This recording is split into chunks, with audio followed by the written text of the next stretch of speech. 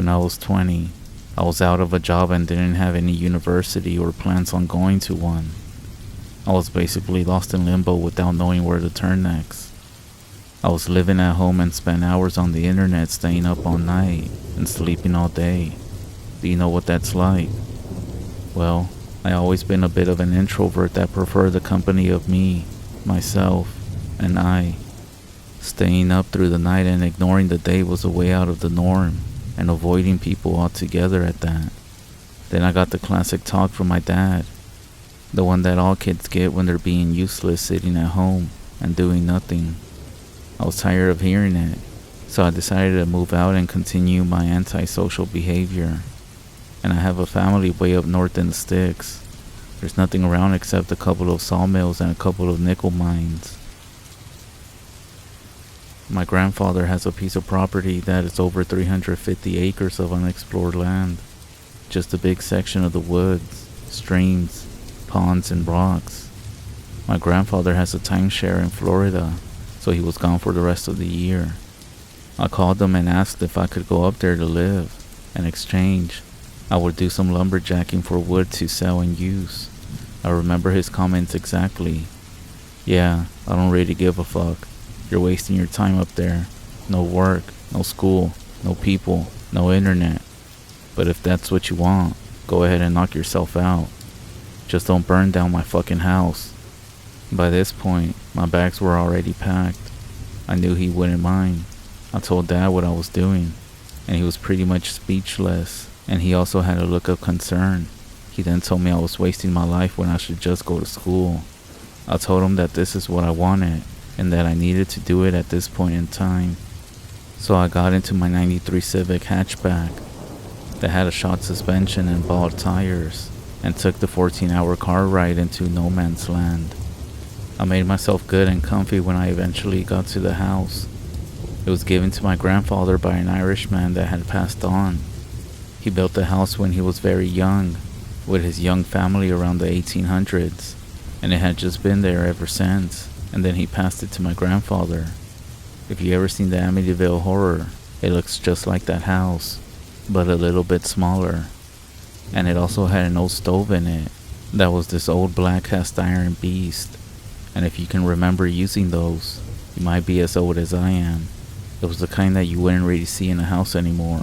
It was something like you would see in the movies or like an old historic village tour. There was a large barn full of tools and an old John Deere tractor. There was a smokehouse for meats, there was a large veggie garden, and there was an outhouse and a chicken coop that wasn't really in use anymore. After unpacking and relaxing, the distance and the fact that I was alone began to set in. There wasn't TV, internet, or a video game in sight. My grandfather had 2 snowmobiles, a 4-wheeler, a gator, and a dirt bike, and lots of hunting rifles and shotguns. I figured most of my time would be spent outdoors anyway, which was fine, but I was a little bit nervous. The next day, I drove into town, if you could really even call it that. I stocked up on canned goods and cupboard foods that could survive a nuclear holocaust. I came back and got to lumberjacking. It was slow at first to remember the stuff that my grandpa had shown me as a kid, when I was around 8 to 12 years old, but after about 4 or 5 hours, I kinda was starting to get it again. I would take the tractor, chains and hooks and a jerry can and chainsaw into the bush. I would find a cedar or a spruce tree and cut it down.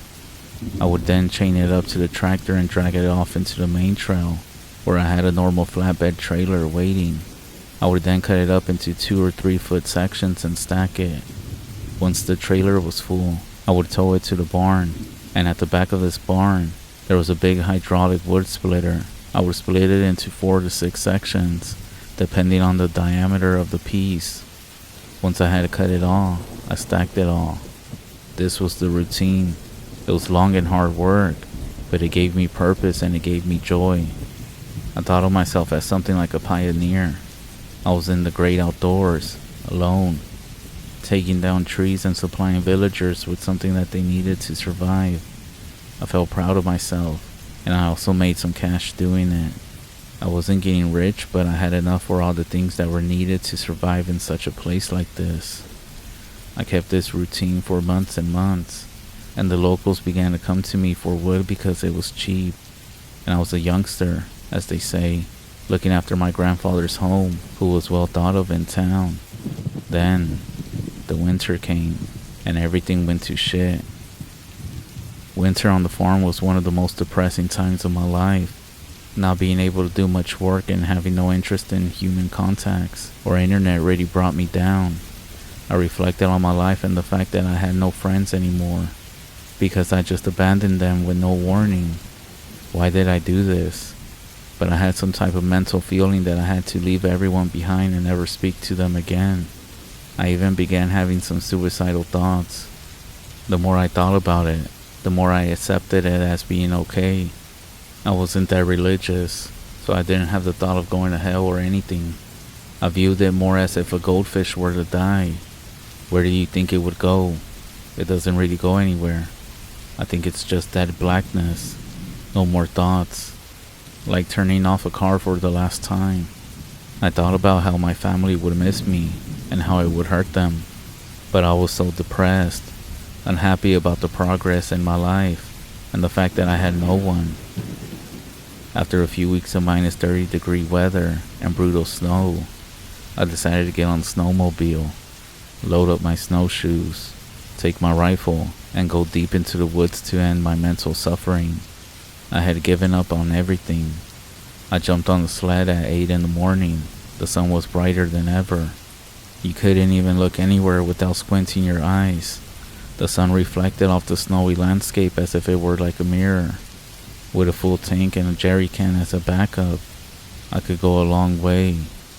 I let the thing idle and get warmed up. I was thinking to myself that I may actually go through with this. I kept going over the what ifs and buts in my head, as if I was trying to talk myself out of it. But I said fuck it out loud, and jumped on it and let it rip. I took the tractor trail as far as it would go into the bush. It ends after a solid 45-minute drive, and then it turns into a four-wheeler and gated trails. I took the trail deeper and deeper into the woods. After a solid 2.5 hours of riding, the trail stopped and did a U-turn. It was the end of the track. I then grabbed my rifle, put on my snowshoes, and quickly realized something. I hadn't wrote a note for anyone to find my body, or even know what I had done. I knew that if my parents had no idea what happened to me, they would wonder for the rest of their life, and it would tear them apart. I yelled out and cursed, and I threw my rifle. I faced towards my sled and did it again. I started to turn and remembered that I literally just threw my rifle. I cursed again, got off my sled, and walked towards my rifle that was on the ground.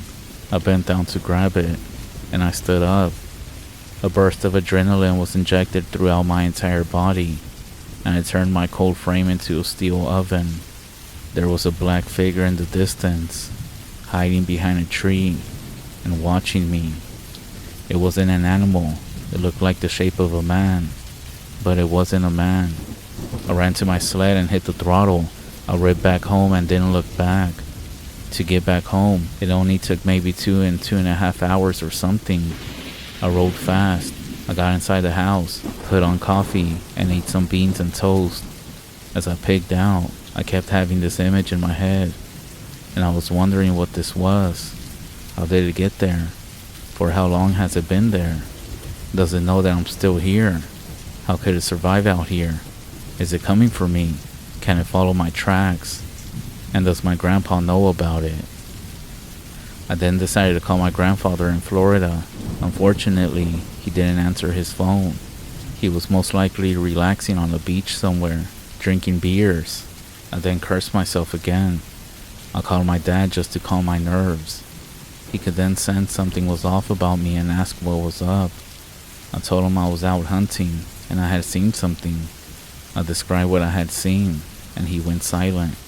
He took a breath and said, "Son, when I was a kid living on the farm, me and a girl went back to the lake for a swim. We got there on our bikes in August. I had my rifle with me because of all the bears that would pass through their land back then. After me and the girl were swimming around and laughing and doing our thing, she screamed and pointed across. I looked across the pond, and there it stood. It looked like a burned up human being. He was all charred and stuff, and he also had a little bit of hair on the top of his head. His eyes were as bright blue as I had ever seen. Its arms were so long, and its hands nearly came to its knees. It then screamed at us, and the birds flew to the trees.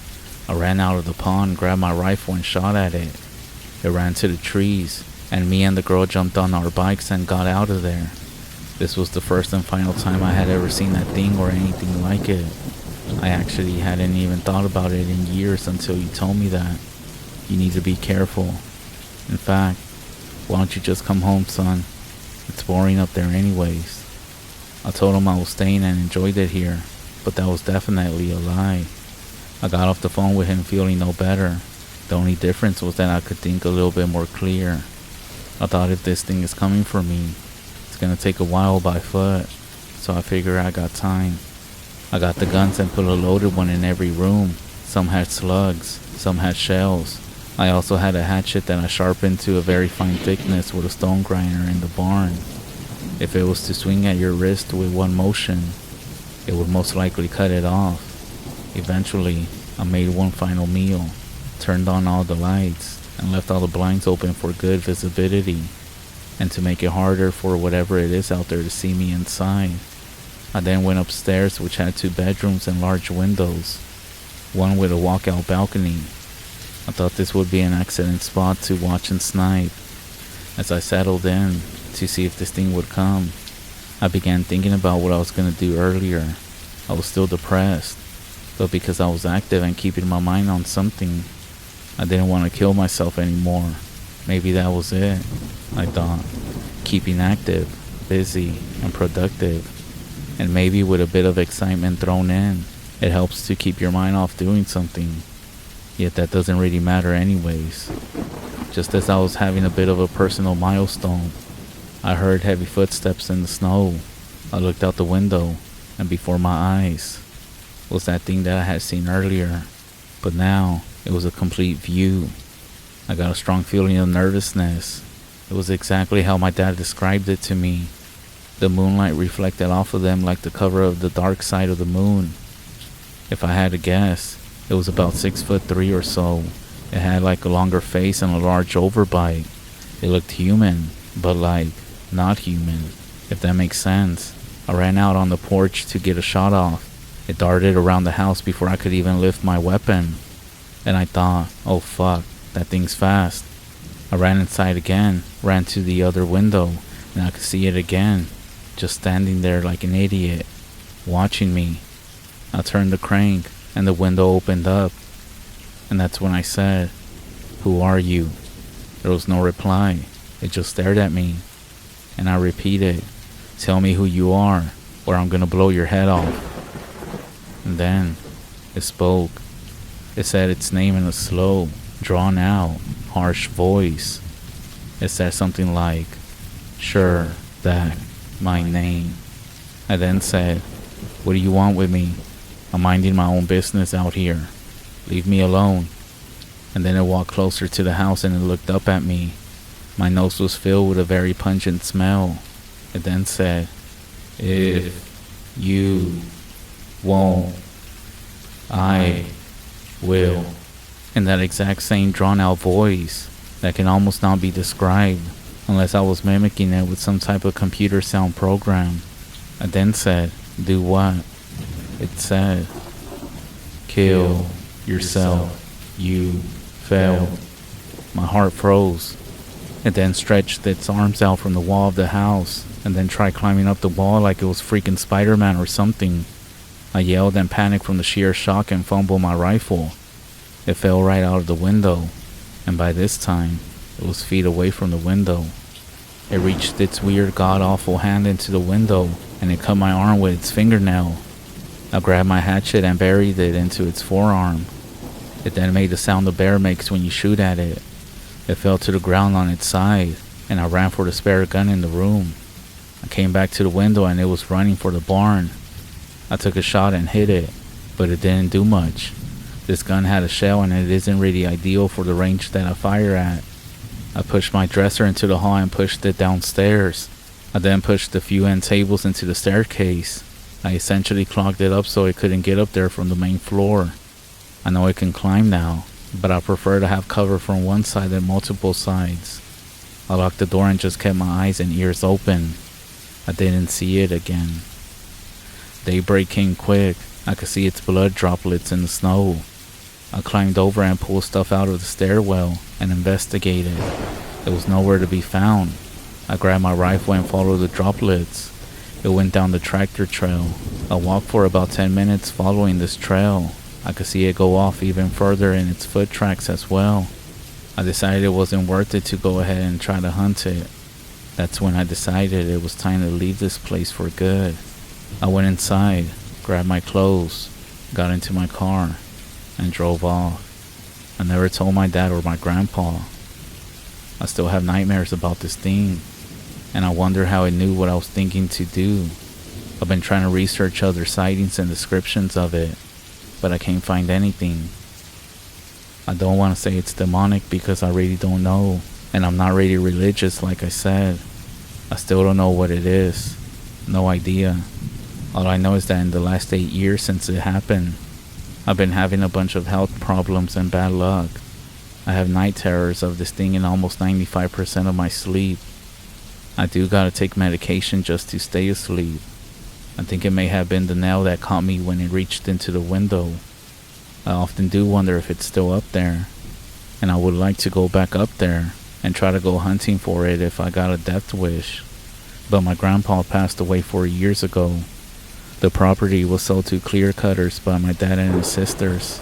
As far as I know, the house was knocked down, and they put up a small office and living quarters for the lumberjacks who clear cut there. If you're wondering where this is, it's near Chapleau, Ontario, in Canada.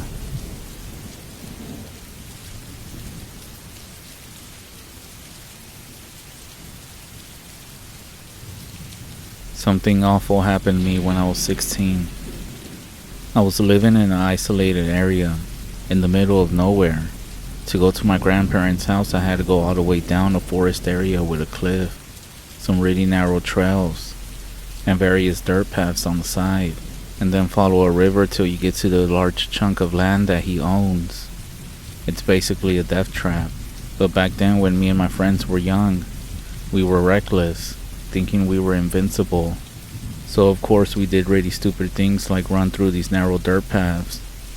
It took about 30 minutes, sometimes 20 if we were running, to go from the small town where my dad and I lived at the time to get there. And again, this is depending on how fast you go. My gramps, being super stubborn and old, refused to leave his land and move into town with dad and me. Now I had 2 close friends back then. Tom, who was 18 and always instigated whatever stupid thing got us into trouble that week, and Sean, who was the same age as me and was pretty much the butt of all the pranks.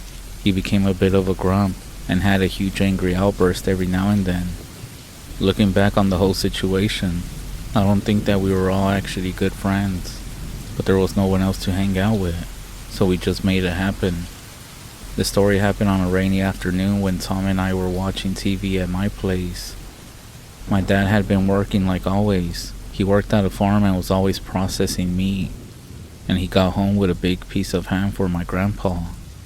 I was told to take it to him, but Dad said that I should wait until tomorrow because the rain makes the path dangerous, regardless of how mad Grandpa would be about not getting his ham that night. And I thought, it's less work for me tonight, so I went along with it. That day, Tom was just joking and picking on Sean to the point where I actually had to sit in between them to avoid a full-on fist fight. After a little longer, my dad got shit-faced. This was nothing new to us, even though it never happened with my friends here, and it never happened during the week like this. So he most likely had a hard day at work. Us being loud teens eventually, as you can imagine, made him a little less than happy. He came in screaming. This made everything very awkward, and it was a pretty bad outburst. After a few minutes of silence with only the TV breaking it up, I got up and grabbed a ham from the fridge.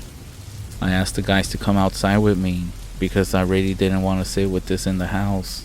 I explained to them that I would take the ham to my grandpa and spend the night there. By this point, the sun was starting to set, but Tom insisted that we all go. Sean didn't want to. He didn't want to walk the entire way back in the dark, especially since he was a little unfamiliar with the trails. But of course, we were teenagers, so we called him all sorts of names like, well, you can imagine. And so we eventually convinced him to go, or more like we ended up peer pressuring him to come. So off we went into the forest. Tom ran into his house to get a flashlight beforehand. It wasn't dark enough to need it yet, but we were gonna need it.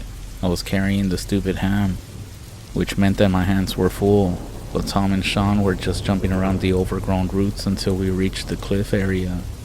Then, everything went downhill very bad. Needless to say, Tom was just messing with Sean the whole way. It was starting to get on my nerves too, and it was starting to get dark as well. I was feeling pretty shitty at this point. The mud was getting annoying. Everything was. Then, Tom did it. He called Sean over to the edge. He said, what's down there? Sean was having none of it and said he was gonna go back. I would have called BS too, but Tom actually seemed concerned. He also called me over as well, and he said, guys, I'm serious. You gotta come see this. Sean, mumbling under his breath, went, and when he was right next to Tom acted like he was gonna push him off the cliff, and then pulled him back by his shirt. At this point, Tom is laughing his ass off. Sean, on the other hand, fell on his ass. He went crazy. He started throwing punches and kicks at Tom, who was not paying attention and still actually looking at something over the cliff. The laughing stopped when Sean hit Tom in the face. I couldn't do anything but tell him to stop because I was carrying the stupid ham. The fight didn't last. It was so quick. My heart stopped beating for a second. Tom moved out the way. Sean slipped off the edge of the cliff and down into the forest. The whole scene sent chills down my spine. It still does. I dropped the ham and was about to run to town to get some help, but Tom stopped me.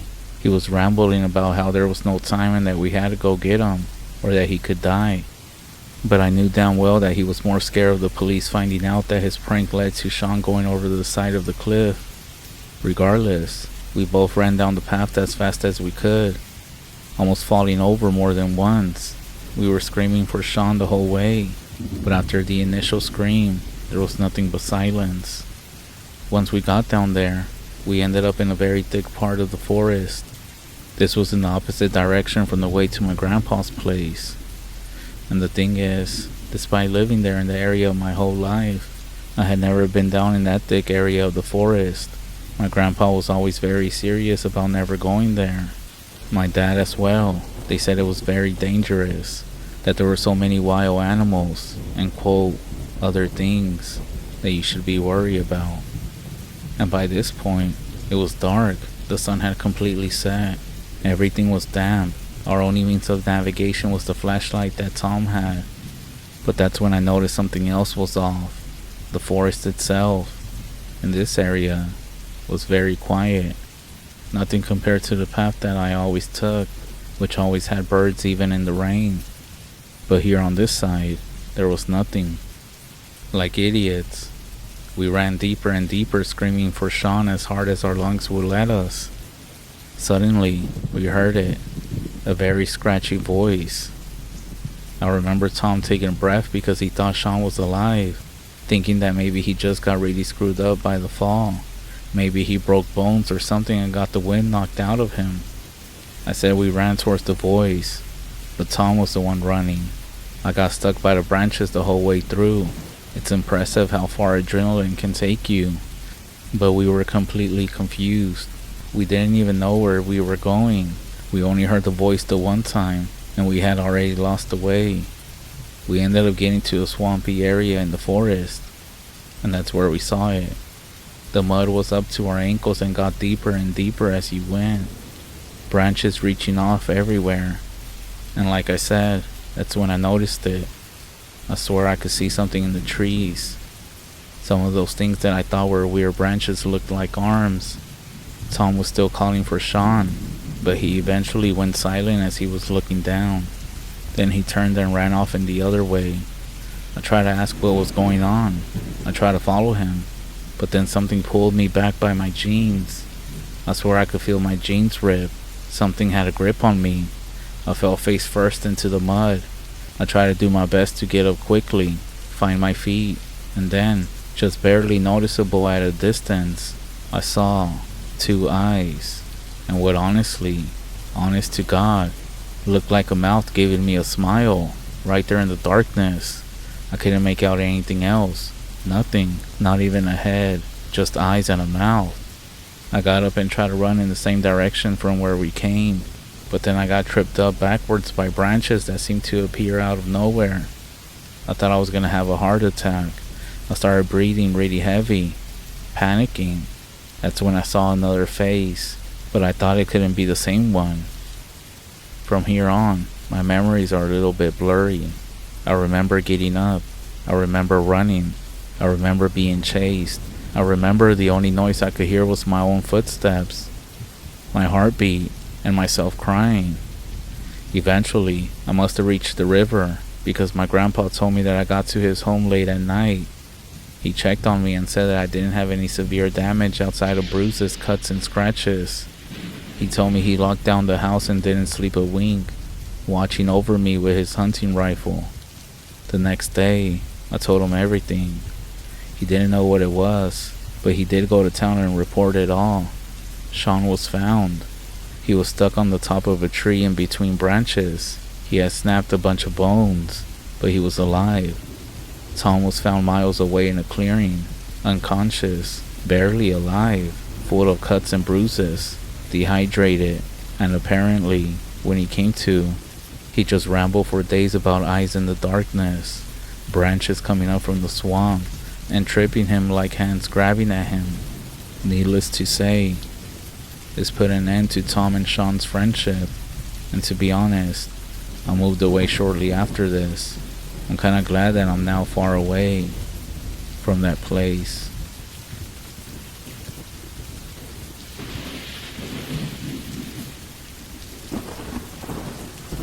For context, my tribe, specifically the Kickapoo tribe, were spread out through Kansas, Oklahoma, Texas, and Mexico. I have family everywhere, but I live in Oklahoma. Our tribe still practices the traditional ceremonies. Basically, it's still old school. Outsiders are not welcome, and nobody writes anything down. We have several tribal members who don't even speak English or know anything about what's going on around the world. We don't really talk about stuff that I'm going to share with you. It's considered taboo. Honestly, if my family found out that I'm sharing this, they would most likely get very angry with me. I might ask about it someday, but the only one with more answers is most likely my dad. He doesn't really talk about taboo things like that, and it's hard to ask anything. So why am I sharing this? Well, I figure that as long as I don't give exact details, it will be fine. Some of the stuff I give out is actually public information, and it's not that hard to find out because we're not one of the bigger tribes within North America. I know some tribes here in America don't like sharing anything, but I always thought that if you don't share or pass down information or the stories or the practices, then how will our culture continue if it just dies out? Anyways, when I was young, there was a ceremony that had to take place in Mexico every year. All families essentially have to make a trip down there. Out of respect for my tribe, I won't include exactly what happens. All you need to know is that my grandma has a house down there that everybody goes to. There's a lot of us, more than the house can hold. It's actually kind of cheap to build over there. So my grandmother had a smaller house built on the same property. My family, my aunt's family, and my uncle's family were there. My grandmother is a superhero, so she is helping another group of family with their ceremony, since all the knowledge is verbally, and my mom was taking care of ours. The entire res in Mexico is located in the middle of nowhere, and once you get there, it's another 2 hours until you get to the actual property. You see, the land, or the res I should say, was granted to the Kickapoo at the Hacienda de Nacimiento, near the town of Musquis in the state of Coahuila in 1850. The hacienda occupied by the Mexican Kickapoo, and is called by them El Nacimiento de la Tribu Kickapoo. or in English meaning the birthplace of the Kickapoo tribe. The property contains around 17,000 acres of land sourced with water from the Rio Sabinas. It's really big, and there are mountains within walking distance. My grandmother's house are actually at the foot of one. And you guessed it, there are no good stories that involve those mountains. They're considered a taboo place. We don't even go up there except to go hunting. A ceremony must be done for your protection if you do decide to go. So I was maybe 8 or 9 at the time. My aunt lives in Texas, and my sisters and I don't get to see our cousins very often. So these trips were the closest thing we had a family vacation, even though they were nothing but long work days. There's no electricity there. As someone who grew up pretty close to Oklahoma City, I sometimes forget how dark it can be when there are no cities nearby. No cars on the road. Just finding the 2 small houses on property can be difficult if no one has any fires going. There is a window in each room that is barred, and all the doors are made of steel. It's not pretty, but it's necessary since no one lives in these houses most of the time. The new house is different. The windows are still barred, but they can open. The old house windows are just solid glass. My sisters and I were playing with my cousin E and M in the new house. M is almost the same age as me, and E is 2 years younger. It was well after sundown, and the headlights on my uncle's truck was the only light. It was getting late, and I say we, but really just the parents, had a long day of work the next day, so everyone started moving for lights out. My family was in the old house, so me and my siblings headed to the room, and that's when it happened. I woke up to screaming. So did everyone else. You would think I would have been panicked, but no. I was a kid who was just woken up by what was clearly E screaming at the new house. I wanted to yell at him to shut up. I wasn't scared until my dad, very strong and quiet, walked into our room and told us to stay. We don't disobey my dad, so we did. We went to the window and looked outside.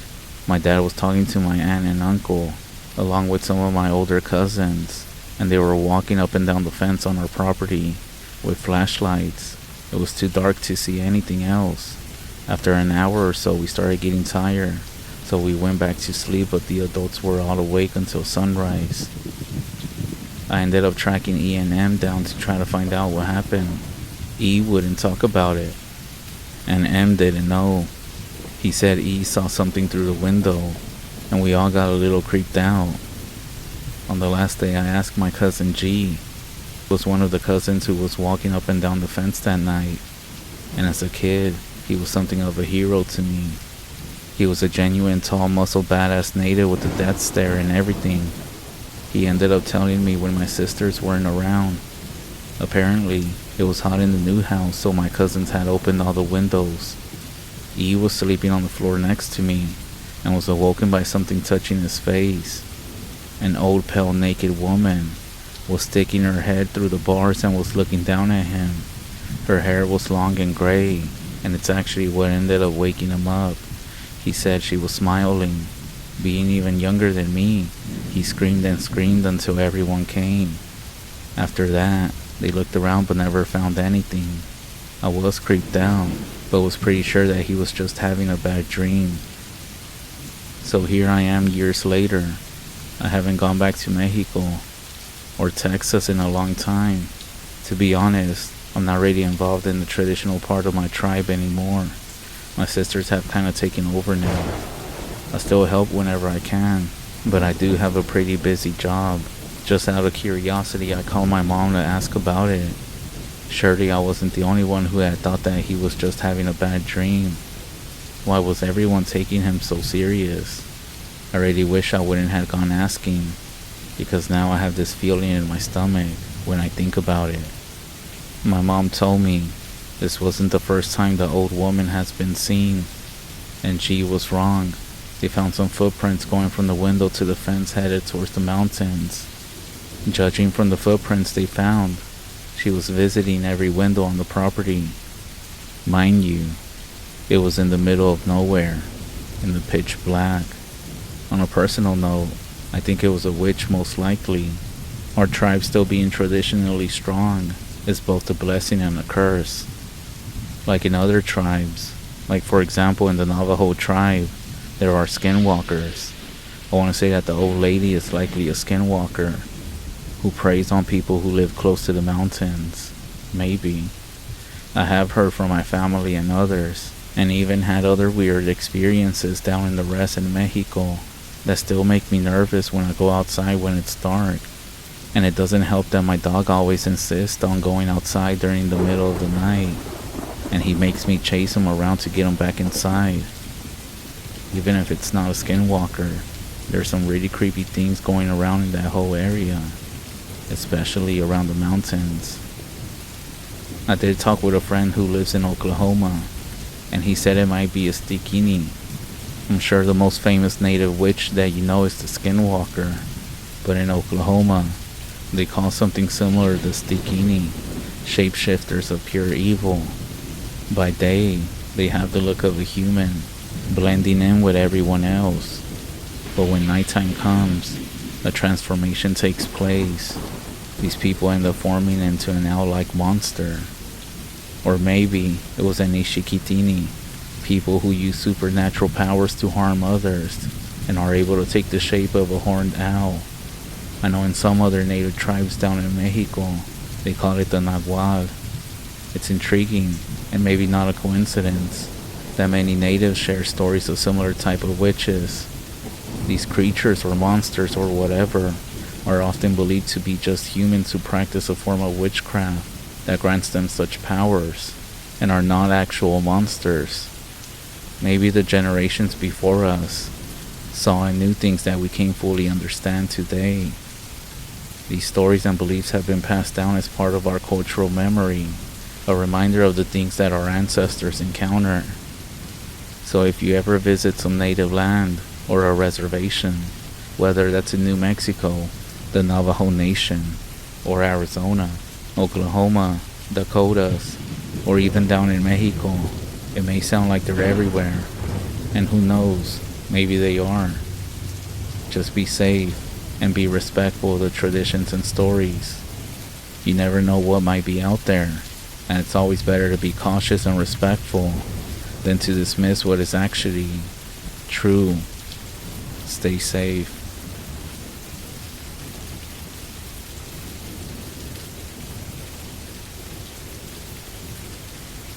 I used to live in the outbacks in Kentucky. There's a lot of woods around and many wild animals, which gives me a pretty good feeling every day. Well, almost every day. Before I get into it, let me give you some pointers of my home so you can better understand the situation. It's pretty secluded where I live. The closest town is a good 30-minute drive away, making my old bus rides over an hour long in the mornings. And our neighboring houses are rather spaced out. The land is pretty nice considering we built the house ourselves. We have a small garden, a chicken coop area, rabbit hutches, and a pig pen. My family's 2 dogs protected these animals, while mine stayed with the pigs since one was pregnant at that time. We only have about 6 acres of backwoods land before we get to one of those signs that say, no hunting, private property, that has some barbed wire fencing all around. Even though it does no good, as I later found out a tree had fallen and broke part of it. Now even though we hear coyotes all the time, we never actually find signs of them. Just raccoons, rabbits, and squirrels, and lots of deer tracks. Going out there during late fall or winter and beginning of spring was something that I enjoyed doing, even though my family had restrictions, as I wasn't allowed out there at nighttime. Now some of you might find this next part disturbing. Whenever an animal of ours died, I was required to take it out back and dump it near that fence to make sure that nothing got too close to our property. Well, at least the predators. The walk through the woods was always fun, but I did sometimes feel like somebody was watching me. I'm sure it was the environment that I was in. Of course, Karma, my German Shepherd mix, was always with me when I did this. I never had him on a leash or anything, something I deeply regretted after that night.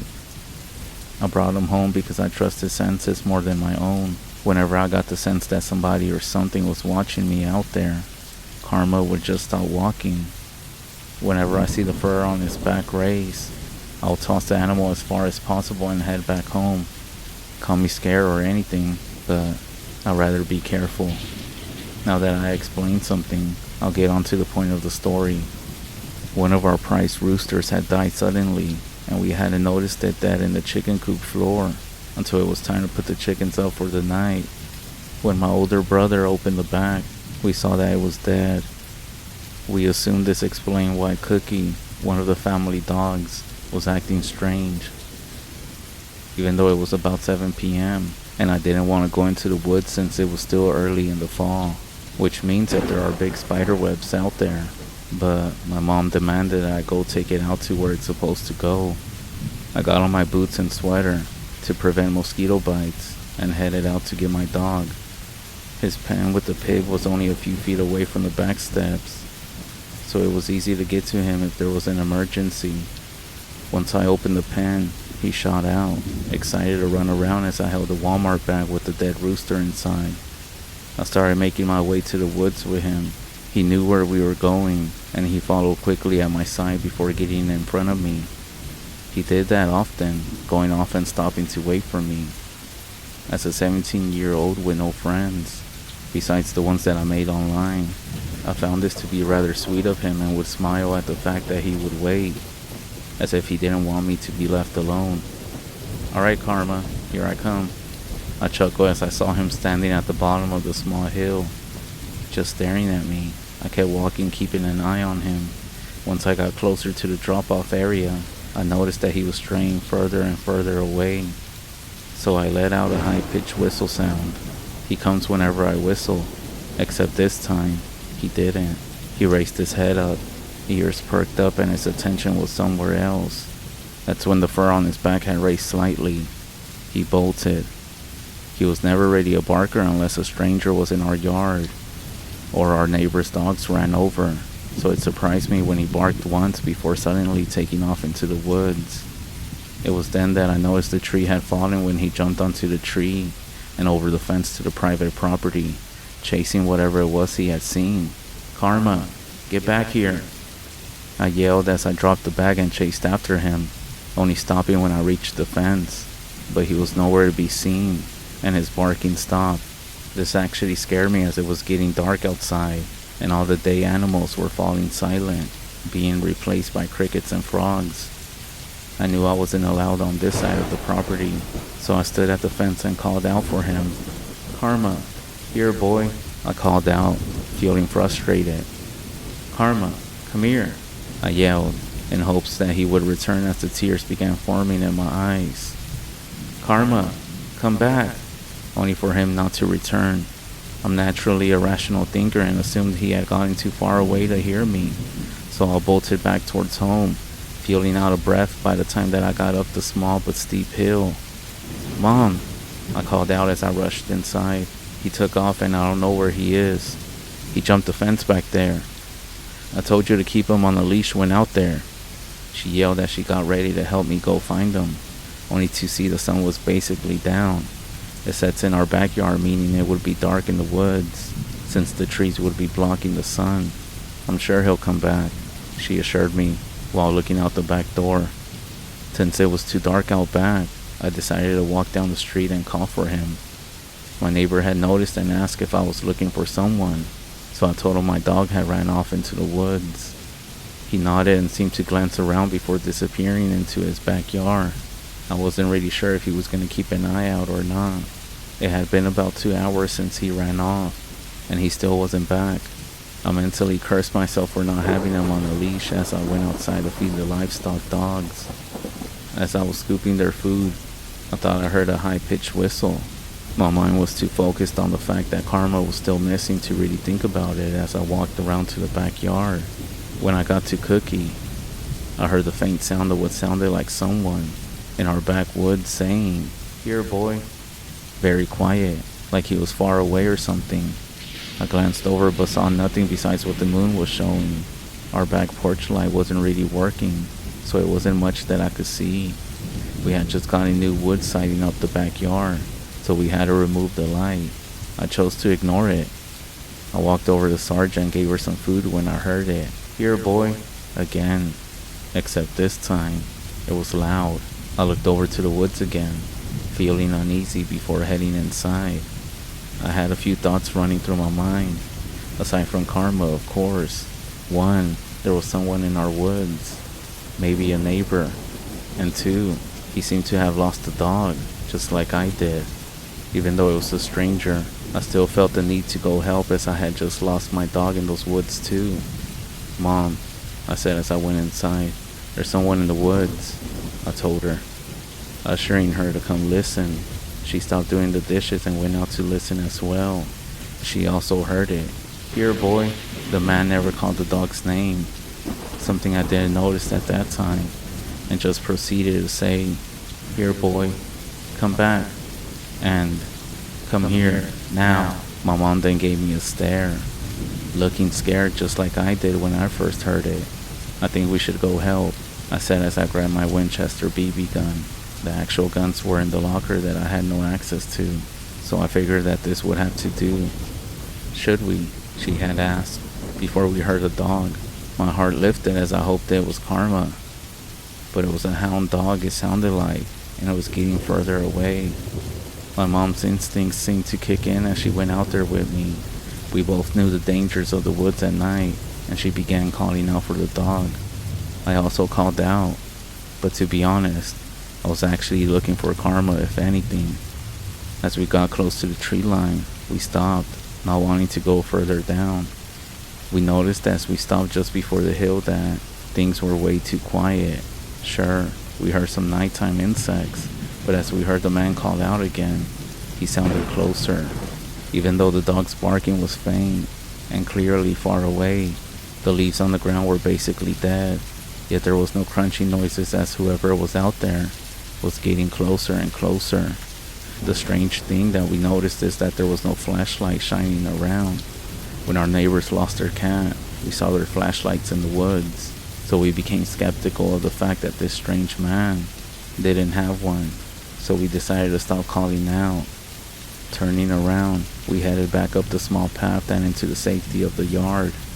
Our dogs wagged their tails at the sight of us, but it wasn't the same without my dog. We walked along the tree line, staying a few feet back as we looked for some form of light, but we found none. It was then that we heard it. "Come here, boy," in a deep, angry voice. It sounded like it was down some, to the right of us. I felt the hair rise on the back of my neck, and we rushed back to the house as our dogs began barking like crazy, their growls being the only noise as everything else was silent. My mom wasn't far behind as we got inside and closed the door, staring out as we turned out the lights inside so if the man entered our yard, he wouldn't be able to see us, as we stayed at the glass door. As I thought of how weird this all was, I realized something. He never said the name of what he was looking for. In fact, he said the same words I had said earlier when my dog Karma had ran off. Was he copying me? My thoughts were interrupted as I heard my mom gasp and cover her mouth before she closed the curtains to the door. She had gone pale. Without thinking, I took a peek as I could hear one of our dogs going mad crazy. I saw her growling, so I looked to where she was looking. What I saw was not human. I'm not even sure what I was looking at. Its skin was white. The moon wasn't even needed to see. It was so pale that I was sure it was a ghost at first. Its eyes were sunken into its face. It didn't seem to have a nose, and it looked like it was upside down, crawling on its hands and feet, as it was doing a crab walk, sort of. But its head was upright. It had an arched back, so its stomach was pointing up to the sky as it slowly made its way from the tree line. Its teeth didn't even fit in its mouth as its jaw hung open. A dark slimy tongue was hanging out.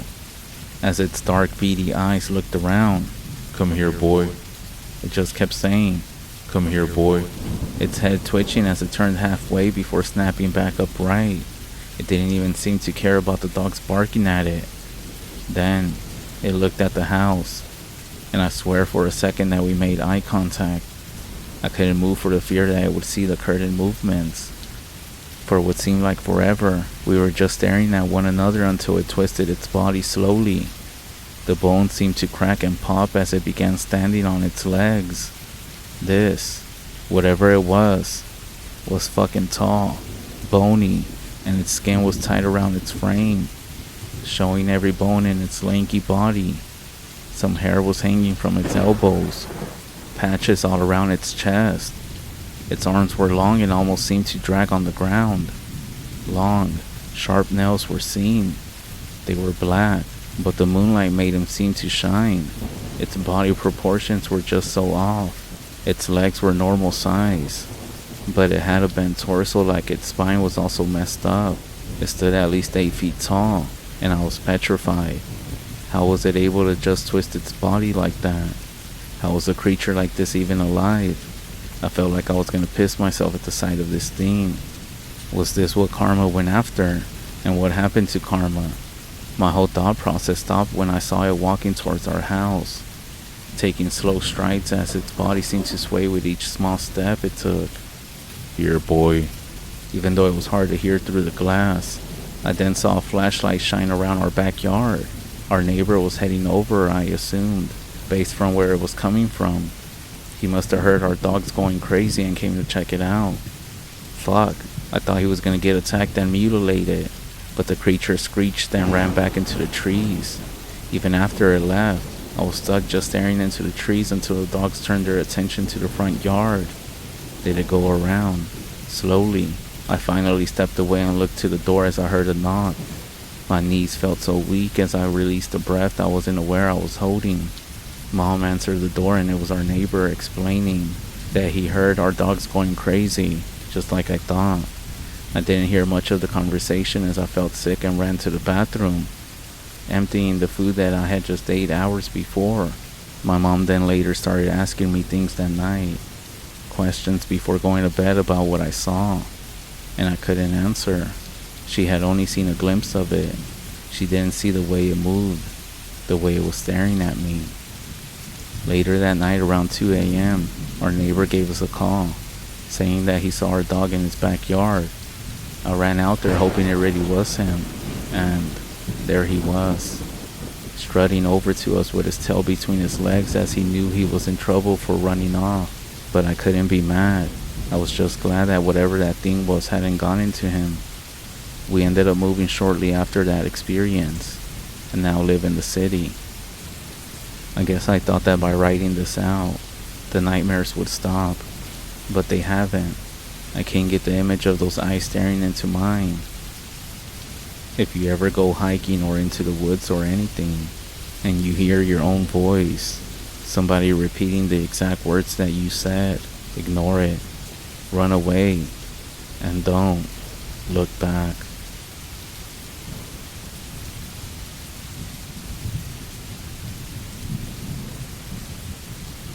I kept telling myself it was over when the hinges on the door snapped with the banging. The wood splintered, and with it the wooden door collapsed against the floor. The small screws that held it in place echoed while they rolled down the floor, matching the beating of my heart as it wanted to spring out of my chest. I was stuck in my summer cabin during the winter, snowed in because I was too stupid to leave before the storms came. The Forest Service announced that it was time to leave about 2 weeks ago, because apparently my cabin is located on the top of some mountains that get too much snow during the winter. I always leave on time when the Forest Service announces the closure, but I thought it would be fun to try and stay here over the winter. I mainly wanted to stay here because of the whole COVID lockdown, and with everything closed I thought it would be better. It was something that I had never done before, but I came ready, as I boarded up the lower windows like I always did, to make sure the snow doesn't break through. I also stockpile enough food to last until February, and make sure to call up the power company to make sure that they don't cut me off this year, because I was planning on staying longer. I didn't regret the idea until the first snowstorm. That's when reality hit me. There was no leaving until the snow melted away, and this was only going to grow as it was too cold for it to melt, and there were many more snowstorms coming my way. I spent most of my time building puzzles while listening to the old CDs that I had stored up there. The memories of seeing my wife and children's smiling faces, sitting at this exact table from times long gone, actually brightened up my mood for a moment, but it was short as I wished they were here with me, especially my wife who had died 4 years ago. As I was thinking about her, I heard some scratching coming from the back wall, wondering if an animal was trying to get in. I opened the front door and yelled to scare it off. I then heard the scratching stop, and with a smile, I slowly began to close the door before I heard whispering. It was faint, but it was coming closer.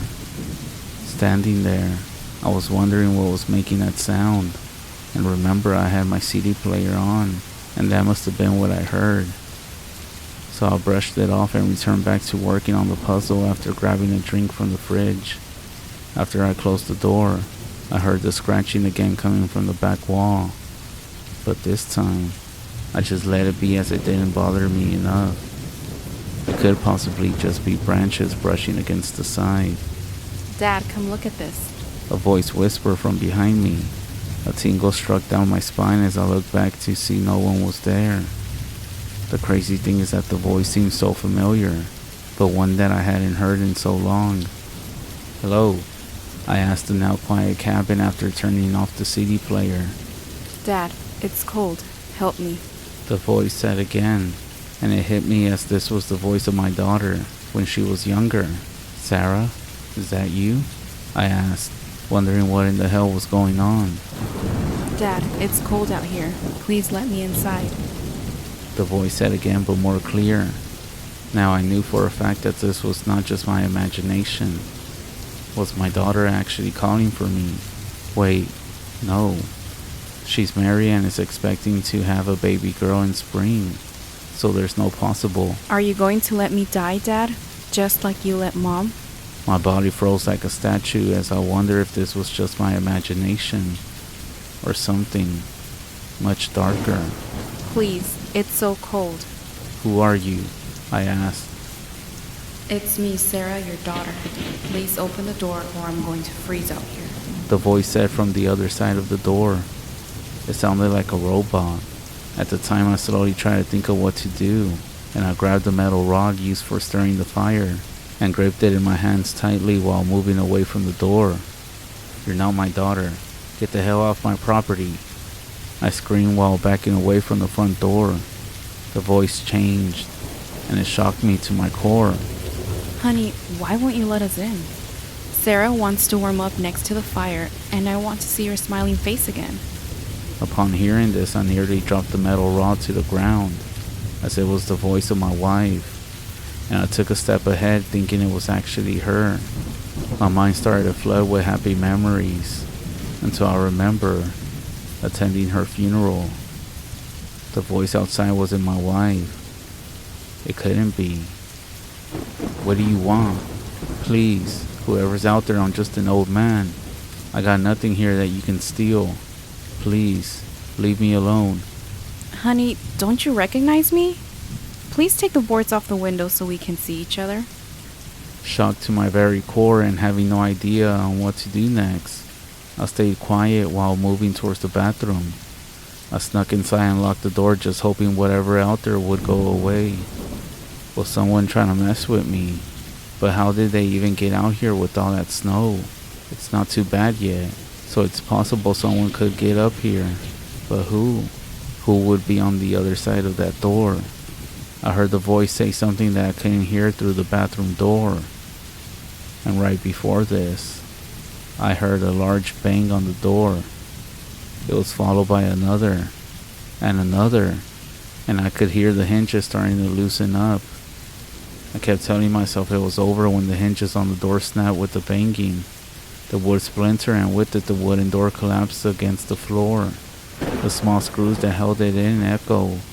I could hear the words echoing. "Come out." Through the insulated log walls. I held my breath listening to the wood boards creak with every step from whatever had just broken down the door. Whoever this was had to be sadistic, was trying to mess with me and not just to rob me. That's up until I heard the sniffing and the footsteps switched to crawling that came closer and closer until it was on the other side of the bathroom door. I smell you. The voice said deeply. Chills ran up and down my body while I was gripping the metal rod, getting ready for the door to be broken down just like the front door was. So I sat there waiting to fight for my life, when I heard a voice call for me saying, "Mr. Miller, are you there? I heard you were planning on staying over the winter, and I'm sorry but you're not allowed to. Are you in there? What happened to your door?" I didn't know what to do. Should I warn whoever was out there? Or was it just another trick of whatever this thing is? I took a deep breath and knew I couldn't just stay where I was. I unlocked the door and swung it open so fast, just in case I could hit whatever was outside of it. As I did, I felt the door hit something, and so I shoved the door even harder until I heard someone winch out in pain. I pulled back the door to see a park ranger laying on the ground. I quickly looked around to see if anything else was there just waiting to attack me, but lucky for us, I didn't see anything. "Are you okay?" I asked the park ranger who I tried to help out. Yeah," he said while rubbing his head before continuing. "The real question is, are you okay? What's going on here? I thought you got attacked by a bear or something with the sides of this cabin all scratched up, especially with that door being knocked over and letting in all this cold. Honestly, I don't know what was here. I never saw it, but it sounded like another person. Are there any other vehicles out there besides mine and yours?" "No, I don't remember seeing any more," he replied. "No one else is up here besides us, because this area is closed during the winter. We got a call from the power company informing us that you were still up here and were requesting power over the winter. Look, we don't want to kick you out of your own cabin, but we have these rules to keep everyone safe. Now, we need to get the fuck out of here, right now." "I get it, but what's the rush? I still need to clean this place up and fix that door, and there's no time. We already been here long enough and we need to leave. Your vehicle won't be able to make it down, so just hop into my vehicle and we can get out of here." "You can't expect me to just up and leave everything here, do you?" I asked. "If you want to live, plus, you can come back once winter ends, but we need to leave before that thing comes back." "Wait, are you talking about that thing that knocked down my door? You know about it. What is it?" The park ranger looked at me and just shook his head, while his eyes opened, and said, "All you need to know is that we need to get the fuck out of here." He then grabbed my arm and pulled me towards the front door. While we were leaving, I could hear scratching coming from the back wall again. I ignored it as we ran out and hopped into his Jeep. He drove down the snowy mountain, trying his best to keep the Jeep from sliding off the side. While he drove, I started to ask him, "So what was that thing that broke down my door? And don't try to sugarcoat it at all, or tell me it was a bear, because there ain't no bear that can mimic a human voice like that." The ranger sighed before saying, "I guess you already know enough that it won't make a difference if I told you what we already know. But to be honest, we're just as confused as you are on what that thing is. We've been trying to figure it out over the years, but every time we leave people in this area over the winter to investigate, they all go missing, and there's no explanation of who or what did it." "Really? So I'm not losing my mind at all. What else do you know about it?" "Nothing more than what I already said. Besides, the fact that this thing only seems to come out during the winter. That's the main reason we have the rule for all the people who own cabins in this area, that they're not allowed to stay here during the winter like you. We blame it on the snow and the cold winters. And that's the reason they can't come up to their cabins all year long. And don't get me wrong, both of those things are good reasons. It's just that the main reason is because of that thing. We have no idea on how to deal with it, so we've been following these rules since the 1950s, when somebody first saw it." Upon hearing this, I sat there motionless, not knowing if this guy was trying to mess with me, simply because I never actually saw this creature, and what if it was him the whole time? Plus, when I opened the bathroom door, I hit the guy, and that's exactly where that creature was just moments before. I kept wondering this until I started to hear a faint scratching coming from the back of the Jeep.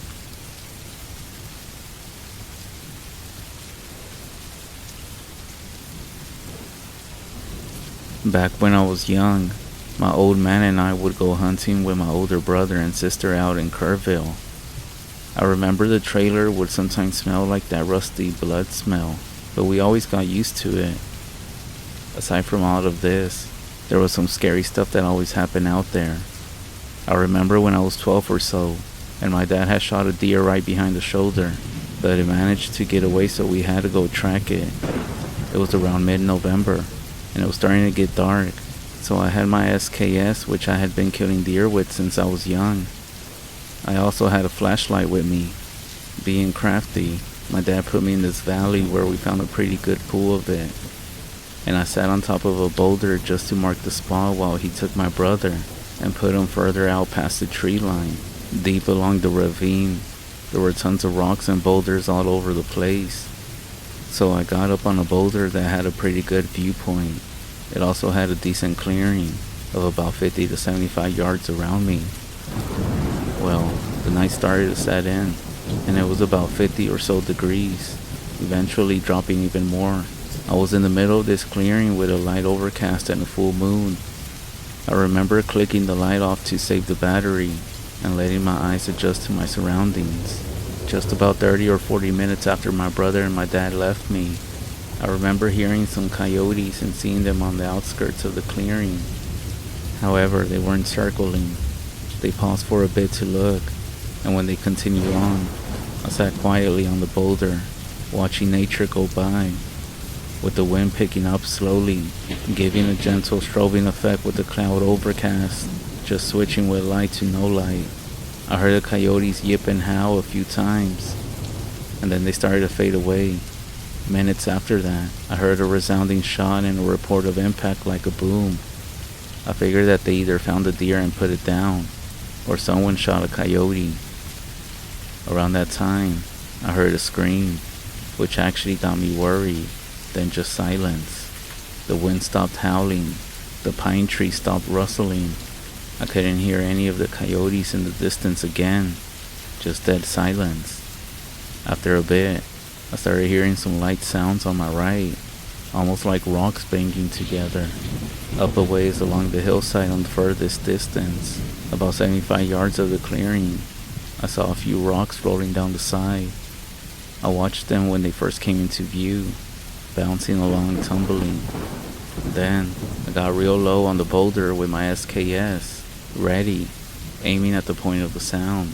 A few more rocks did the same thing from the same spot, and that's when I saw a dark outline through the trees. Not quite in the clearing, but rather a few yards deep in the trees. I saw a pair of antlers when the light picked it back up, and then it went dark. I could hear some heavy breathing along the edge of the clearing. I was starting to think it was an injured deer. I keyed the radio that we all had 3 times to signal distress so that my dad and brother would come back. I turned the volume really low, and I sat quietly on the rock, making sure not to silhouette myself as I peered into the darkness with my scope, trying to get a good picture. I remember seeing the outline somewhat upright in the light, like it was a buck that stretched his neck out. Then it would get dark, and then nothing. I did panic a bit despite just being 12, knowing the hoofs of a deer should clack pretty loud if they moved at all, especially if it was that quiet. So I sat and waited, not moving a muscle as that pool of blood next to me seemed to lazily waft itself into my nose. It wasn't overpowering or anything, but it cut in pretty strong as I scanned again when the clouds cleared up for a few moments, looking for anywhere that this thing could have gone. My radio keyed back twice, meaning somebody wanted to talk. I keyed 3 times again, and I saw lights over on my left shoulder where my dad and brother went down to track after the buck, still a few hundred yards or so off in the distance. I sat there alone, jittering quietly in the cold, with a lingering hope that my dad and brother would catch up. The light went out again, and I could hear those rocks rolling just a bit from a spot just a little further up the hill, but a few yards closer. the rocks rode into vision when the cloud passed, and I looked up. I could see a dark figure again with some antlers, 60-something yards away, with a few trees in between. Knowing where my brother and dad were, I leveled out the rifle and I started to wait for a clear shot. I stepped out, and I was a hair away from the trigger falling when it went dark. So I waited patiently for the moon to come out again. When it did, whatever was out there had disappeared. It didn't take much sense considering that it was behind a few trees with some considerable openings to each side. I scanned again in the same direction when the wind picked back up and the tree started to move, with the hillside coming alive again. I heard the footsteps of my family behind me, around 90 yards out, and I slowly crept off the boulder to go meet them, keeping that rifle close to me the whole time. When we met, my brother started giving me crap about how I was screaming and crying about being all alone. When I told them that I hadn't made a sound, they raised their eyebrows and started claiming that I was full of BS. I asked about the shot that I heard, and apparently it was a ways off in the next property over. Since we were on the property line, they found a pretty good blood trail that left the original spot of where I was in just about a straight line all the way to some crushed brush and about 400 yards out. Having this deer bleed that much this whole time was somewhat unreal.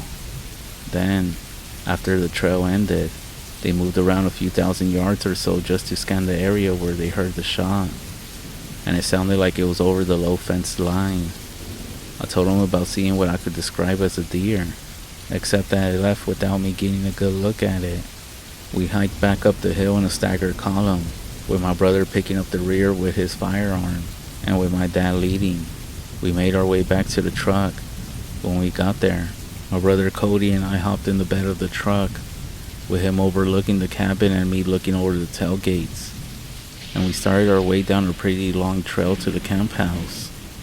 After a mile or so, we had to take a detour through the brush because a few trees had collapsed on the trail, so we started going around through some clearings in the Dodge.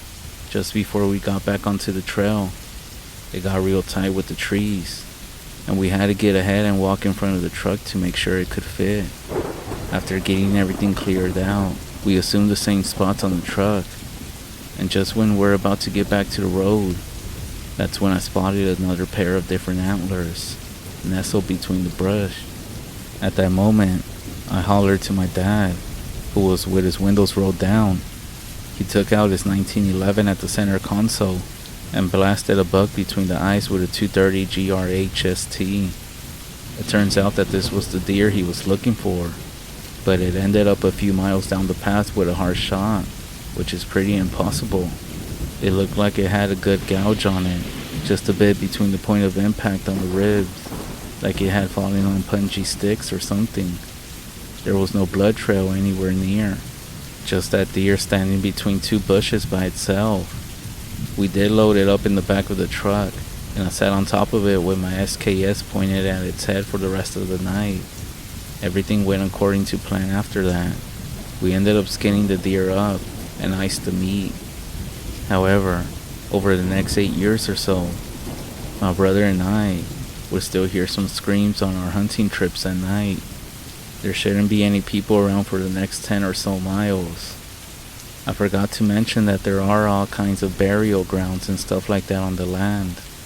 We found many piles of old arrowheads, Victorian era utensils, and some old burned down houses that have been there since the settlement of Texas. I told my sister about what happened, with her being the oldest of all of us, and she started joking about it being a Wendigo, as the Native Americans would call it. I think she was just teasing me though, but I'm not so sure it's a joke out there.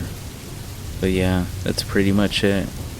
I never did have another encounter like that, but there were always certain things on that land that would creep me the fuck out. We would find an old stone building with just piles of skulls of animals stacked to the ceiling, filling the room up. So if you ever visit Texas, be mindful of the roads that you come across. Or if you're familiar with Texas, then you know that there are some country roads that go on for hours, with nothing inside. There are some lands that contain some things that are creepy and evil.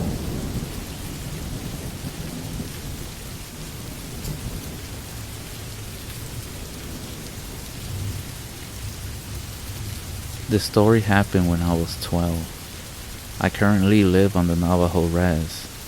However, I used to live in a remote area in a trailer, and for some background about where I live, the only town near me was a 45-minute drive. We would always run into town for some food when we would have family visit. We always started to drive back when the sun was starting to go down, which meant that our headlight was the only source of light. One day we did the usual, but on the way back, this time something seemed off. It felt like we were being watched. Me being the bored 12-year-old, I put my earbuds in and looked out the window. As I was looking out the window, I saw a black shadow by the car.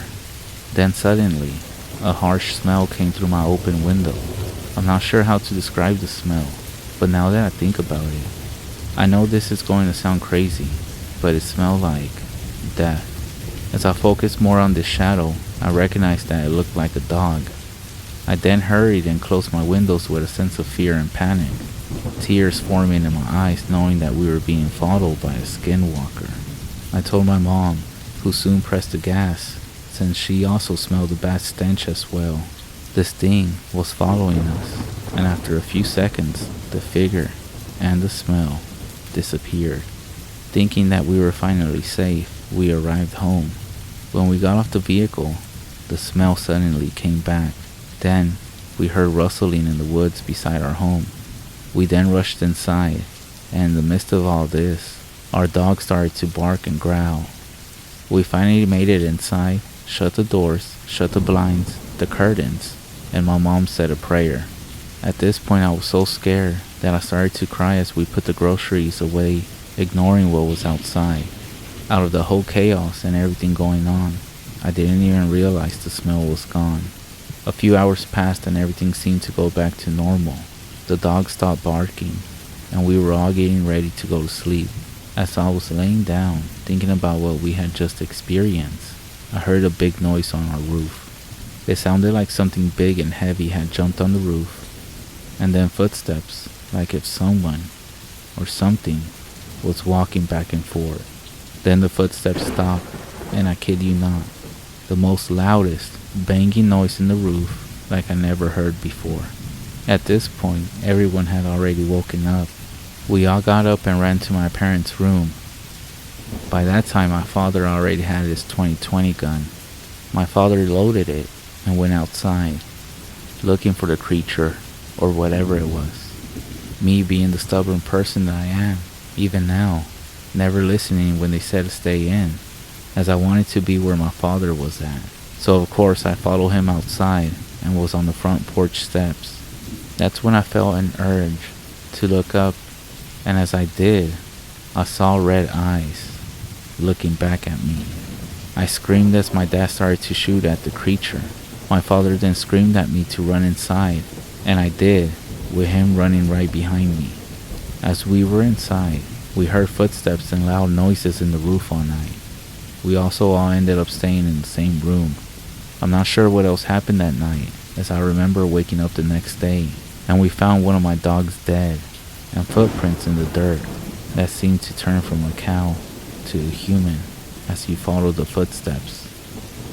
And from that point forward, I never went against what my parents tell me again.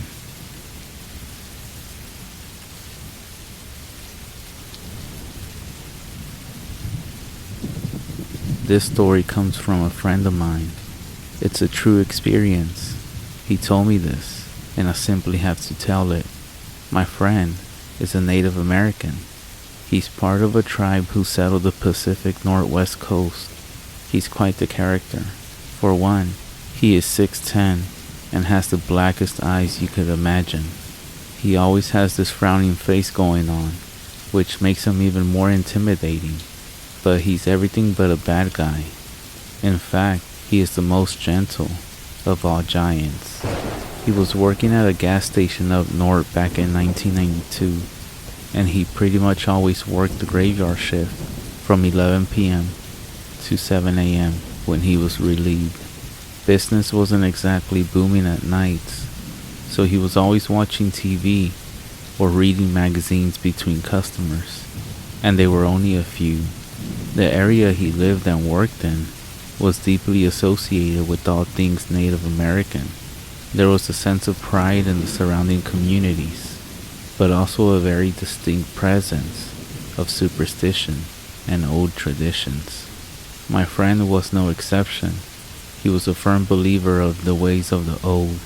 This made his encounter that I'm about to tell you about more terrifying.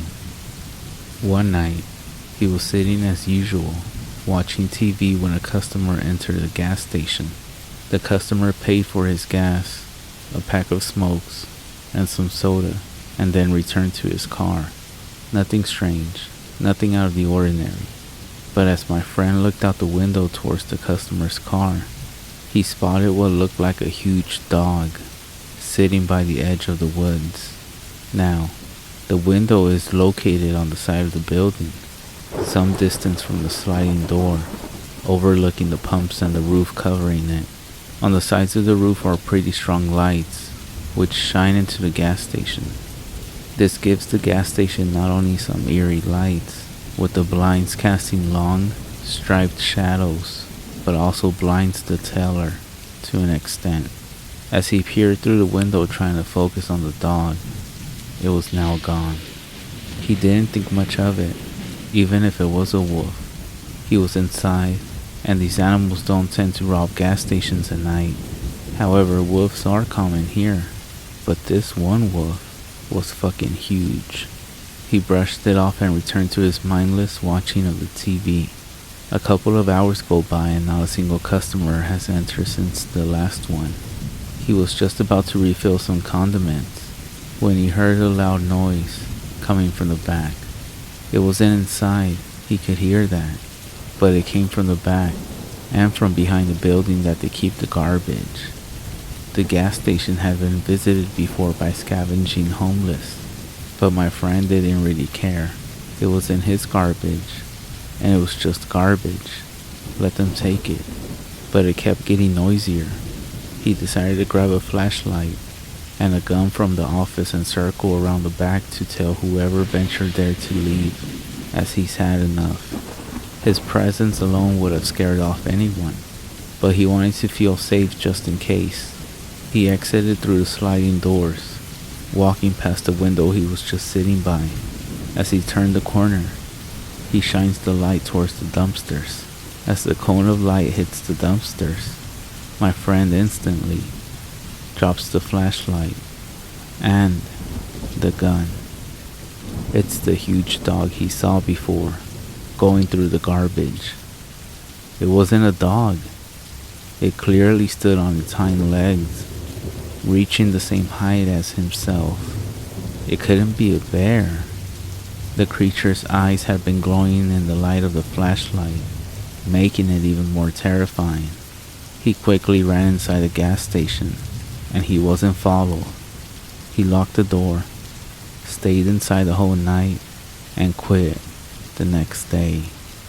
My friend is still convinced that he saw a skinwalker, a shape-shifting demon of sorts that are a common occurrence in Native American lore and culture. I do apologize for the absence of blood, but believe me, this is a really creepy, true story.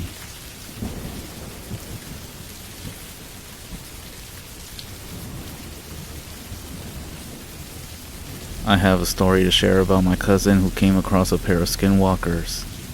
We are Dinya, and we currently live in the res. Well, before I speak on the encounter, let me give some family background which will make a lot more sense. My great-great-grandfather was a medicine man. He returned from the long walk, which the Navajo survived. After he came back, he carried with him a medicine bundle, and from what I was told, it had sand from the 4 sacred mountains, and maybe other sacred things too, even though I never seen it myself. It was supposed to be passed down to someone who deserved it, someone who could use it for the greater good. Now, my great-great-grandfather had 2 wives, which wasn't unusual at the time. The first wife, my great-great-grandmother, was given the task of deciding who would inherit the bundle, but things didn't go as planned. The second wife, out of jealousy, stole it. She knew the bundle had powers, and she didn't care that it was meant for good. She wanted it for herself, for her family. We didn't know it was gone at first. We had no idea they had taken it and were using it, until a medicine man told us what was happening. I can't quite remember, but he said he started having visions and signs that something was wrong. Now keep in mind that not anybody can be a medicine man. It takes years, decades of study and practice. He said he started having dreams about the mountains weeping and the land below cracking open and releasing dark spirits into the world, animals behaving strange, storms happening out of nowhere. And so he decided to perform a ceremony to seek answers. During one of the ceremonies, he was guided by the spirits. It was here that he saw the vision more clear. He saw the second family, the stolen bundle, and the dark ceremonies they were performing. The spirits were showing him how they painted themselves with white and blood and sang the evil songs. The vision was so strong that it left the medicine man shaken. He knew that the bundle had to be returned, smudged and buried, or put up in a tree way into a forest. However, he didn't know who these people were or who they were related to. Keep in mind that in the Navajo Nation, you can track your family ancestors, basically your whole lineage. He didn't know who these people were until after the whole encounter that my cousin had. We knew the second family, just never really hanged out with them. However, my cousin on the other hand, I remember he started hanging out with them. He didn't think much of it. After all, they were family. They would share stories in general and offer him a drink or two. And before long, he found himself going with them more often. My cousin wasn't even grown enough to drink, so maybe that's why he was easily tempted into going to hang out with them. Also, my cousin had been going through a rough patch, just like every teenager does in that age of feeling depressed and just feeling a bit lost. Well, this family seemed to offer a kind of refuge, you can say. They were always ready with a bottle to tell him it was good to relax, to forget about his problems for a while. He didn't notice that at first, but they were slowly pulling him in, getting him comfortable. As the weekends went on, the drinking got heavier, and the conversations took on a darker side. They started talking about things that made him uneasy, gossiping about our family, about my great-great-grandpa, grudges being held, even ceremonies at that. I'm not sure what their ultimate plan was. Maybe it was just to use him as a spy or something else. I'll ask my family when I get a chance though, but I don't think they want to talk about this chapter in our lives anymore. So one night, it went too far. He was drunk, laying on the floor, and he woke up sometime in the early morning. The room was dark except for the dim light from the fire. He didn't let on that he was awake. He just lay there with his eyes barely open, listening. That's when he saw 2 of the ladies. They started doing something strange. He said that he saw them spread coyote skins out in front of them. They started painting themselves with this white paint and what looked to be blood. He said he could feel the air in the room change as well, like something was coming. He then said that they started singing in this low, creepy voice, something about evil. My cousin said that he couldn't hear it all, but he said it made his skin crawl. To this day, he said he's never going to repeat what they were saying or singing, too scared that it might bring a curse on him, which I actually don't blame him. And then, the part he could barely believe, he said as he was watching, they picked up the coyote skins and started wearing them, but they didn't just wear them. It was like the skins became part of them, onto their bodies. He then said that they ran out the door, but that he stayed there frozen, not even moving. When he was sure that they were gone, he grabbed his stuff and ran. He didn't even look back. He went straight home and told his mom everything. My aunt scolded him, told him to stop drinking with them, that it wasn't safe. He did listen and never went back. When my cousin told us this, our side of the family took him to see a medicine man, which is the same medicine man that I told you about in the beginning that found out something was going on, but that he didn't know who this family was, and that's when everything came to light. He took some time, but eventually we were told everything, that they had been using the bundle for dark ceremonies, for evil. The bundle that was meant for healing, for protection, had been twisted and turned into something evil. They had taken something sacred and turned it against what it was meant for. The medicine man did come to our home and he smudged all of us, performing a cleansing ceremony to protect us from any harm that might come our way. The smoke from the sage filled the air as he started singing. He called upon the spirits to watch over us, to shield us from the evil that had messed up the bundle. The ceremony was intense. The air felt heavy with the weight of what happened, but as the smoke drifted away, I did feel a sense of relief, like a burden had been lifted. The medicine man did assure us that the ceremony would prevent that family from being able to harm us. Whatever power they had gained from the bundle, it wouldn't touch us anymore. He also warned us to stay vigilant, to keep our distance from them. We knew better now. We had seen what jealousy and the misuse of sacred things can do, and we weren't about to let it happen again. After that night, my cousin was never the same. He learned a hard lesson, not just about hanging with people he didn't fully know, but also about the dangers of drinking and letting his guard down. He realized too late that sometimes, even those who seem like family can have dark plans, evil intentions. He did stop going over and stop drinking, and started keeping to himself more, and started learning the traditional way with all of us. The fear of what he saw haunted him, but it also made him more cautious about who he trusted. This is the weird part, and I guess this comes with practicing these things, or maybe doing things you aren't supposed to be doing. Ever since all this went down, strange things started happening to the ones who stole the bundle. One of the men in that family died, and another guy in the family got real sick. After everything, we just didn't hear from them again. This wasn't just an experience for my cousin, but for all of us as well, to be cautious of those around us, especially the ones who seem nice at first. Not everyone has good intentions, and some will hide their true nature until it's too late. This is especially true here on the res. There's a reason why we as Navajo are careful about who we share our stories with and our lives with. It's not about just being closed off as you hear. We learned over generations to protect what's sacred, to keep our knowledge within our community, because once it's out there, you can't control how people will use it. You see, my cousin thought that he was just having a drink with family, but he didn't really know them. So always be mindful of who you become friends with, especially if you live in the res.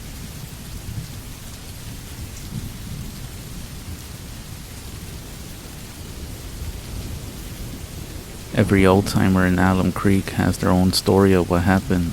Hell, even half the young people think they know how it went down. Don't listen to anyone who wasn't there.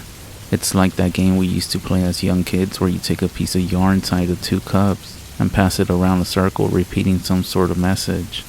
Telephone. That's what we called it. Only difference is that in the telephone game, the story starts off as something simple and gets more and more crazy as it goes. But this story, it gets more and more credible the younger the teller, almost like it's too much to be believed. So listeners correct for realism when they retell it, so as not to sound crazy. My own grandson told me the other day that I remember it wrong, that it was all just some sort of tragic accident about a bear. Something ain't right about that. A 12-year-old kid telling his grandfather what he should and shouldn't remember. So don't listen to the young people. They weren't there. The truth is, most of us old folks weren't there either. The way we talk, you would guess every miner in town was caught up in it all. Like how every boomer will tell you he was at Woodstock. It was only maybe 20 of us. Of those, a sight more than half are dead and buried, except for old Rashi Singh. The bastard had himself cremated. I'll start over. Forgive me if I repeat myself. 1956. Like just about every young man, I was working in the mines. Hard work. Plus nothing else paid as good. Nothing I was qualified for at any rate. And I had a wife, a kid, and another one on the way to support. Besides, my friends were also in the mining business. Ralph Hatfield, Rashi, and Sid. We would hit the bars after work, with me leaving early on account of the family, and Rashi would just get some juice. Now Ralph didn't much care for the bartender. Most of us didn't. Jesse tended bar not because he was especially good at it, but because he didn't have the stomach for man's work. He even hired kids to mow his lawn and do landscaping. He wasn't ashamed of it. He thought it made him smarter than the rest of us. I don't know if I ever caught Jesse in town without some full sideways grin. Ralph suspected that Jesse got his job by sleeping with the widow bar owner. I don't think so, but it wasn't impossible. Jesse had nearly half a dozen exes, or current lovers. He was smooth with women and had a pretty face, high cheekbones, sharp nose. That was enough reason for most of us to dislike him. Ralph had more claim to hate Jesse than most.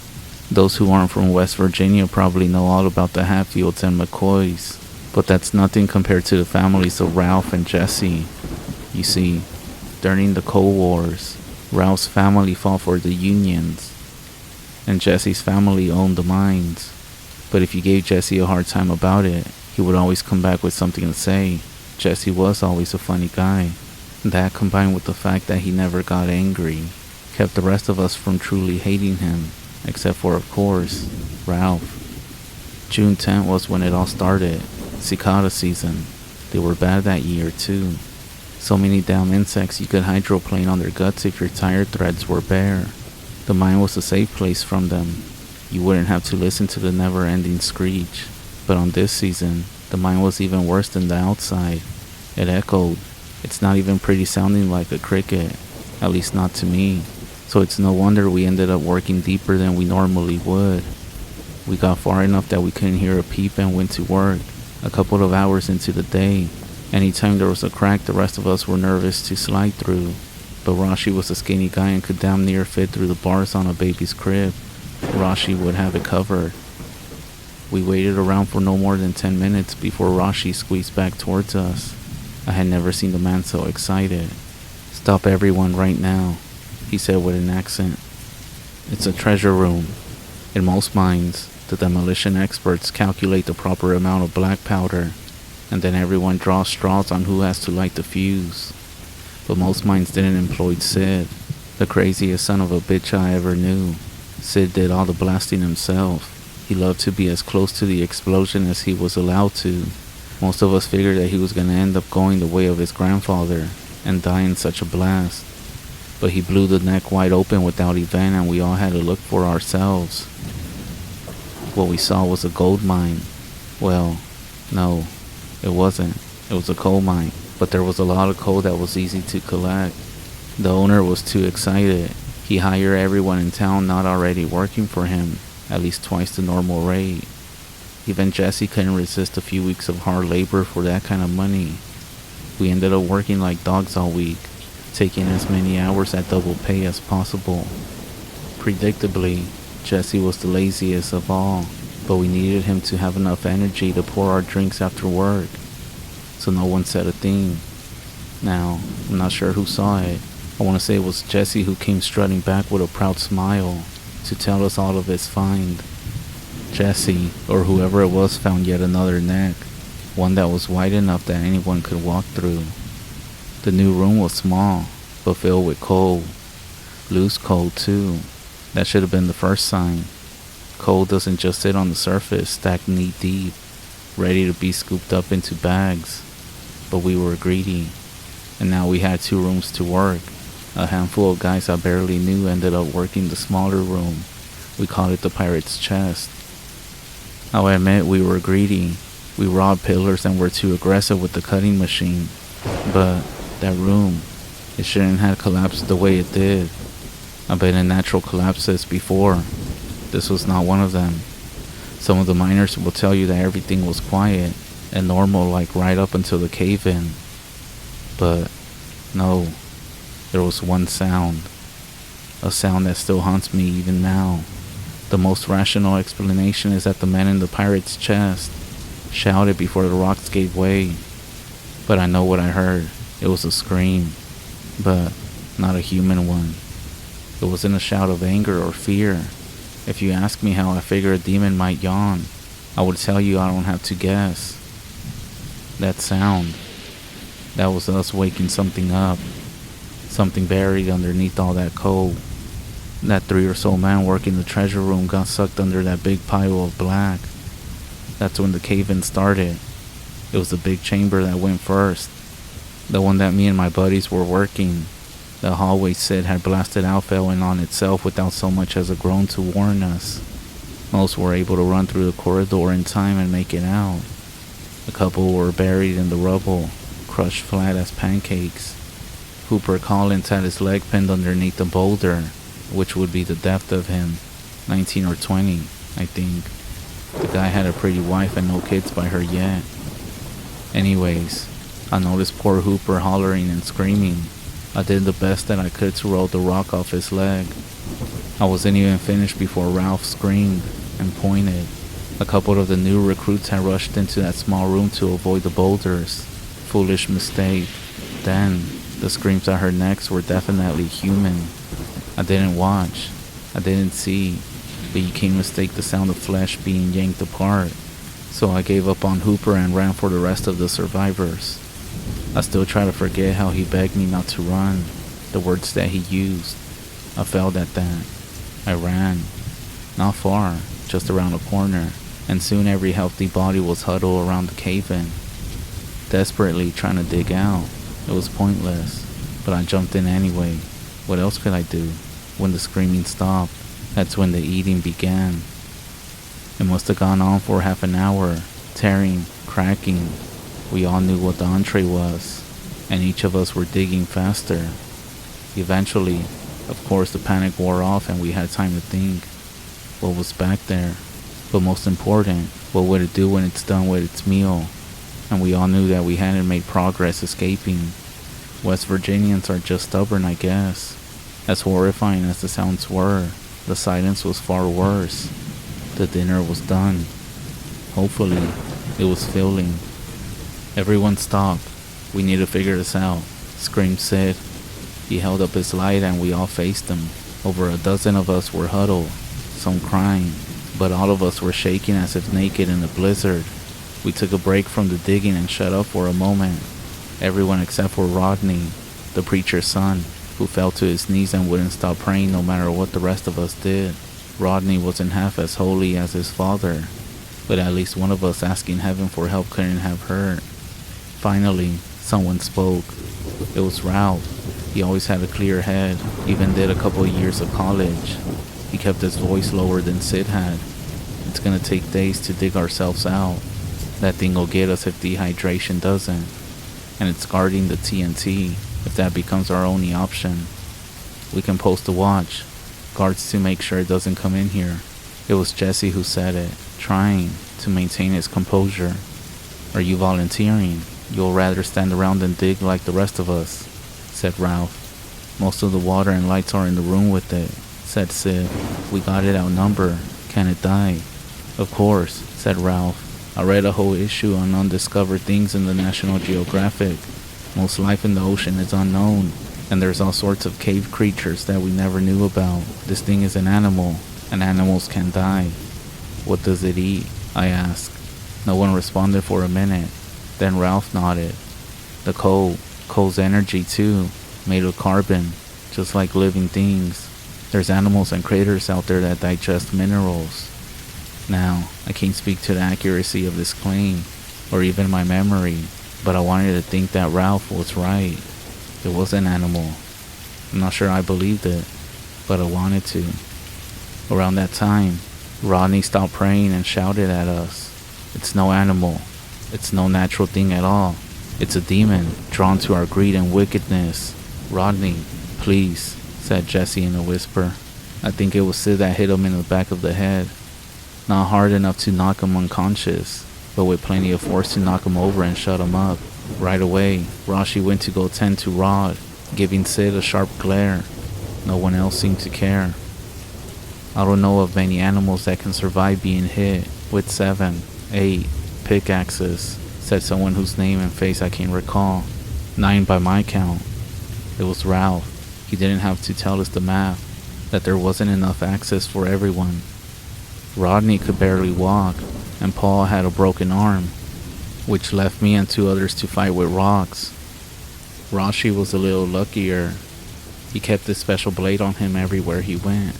It was a long dagger with all sorts of ornaments. In the 50s, in Appalachia, a knife wouldn't bother anybody. Shoot, back then it wasn't uncommon for a guy to walk through town with a 6-shooter on his belt. None of us had a gun, of course, but I would have traded my rock for a good knife any day. The biggest threat here is going to be friendly fire. Who was the fellow who said that? Can't get his name. I remember his stories, and he had been a sergeant in Korea. Damn. Fuck. Age is a hell of a thing. Anyways, the veteran advised us a bit. Watch where you swing, but don't stop hitting it until it stops moving. We drew up a battle plan with the sergeant's help, who would approach from what angle. The longer we waited, the more we feared we would lose our nerve.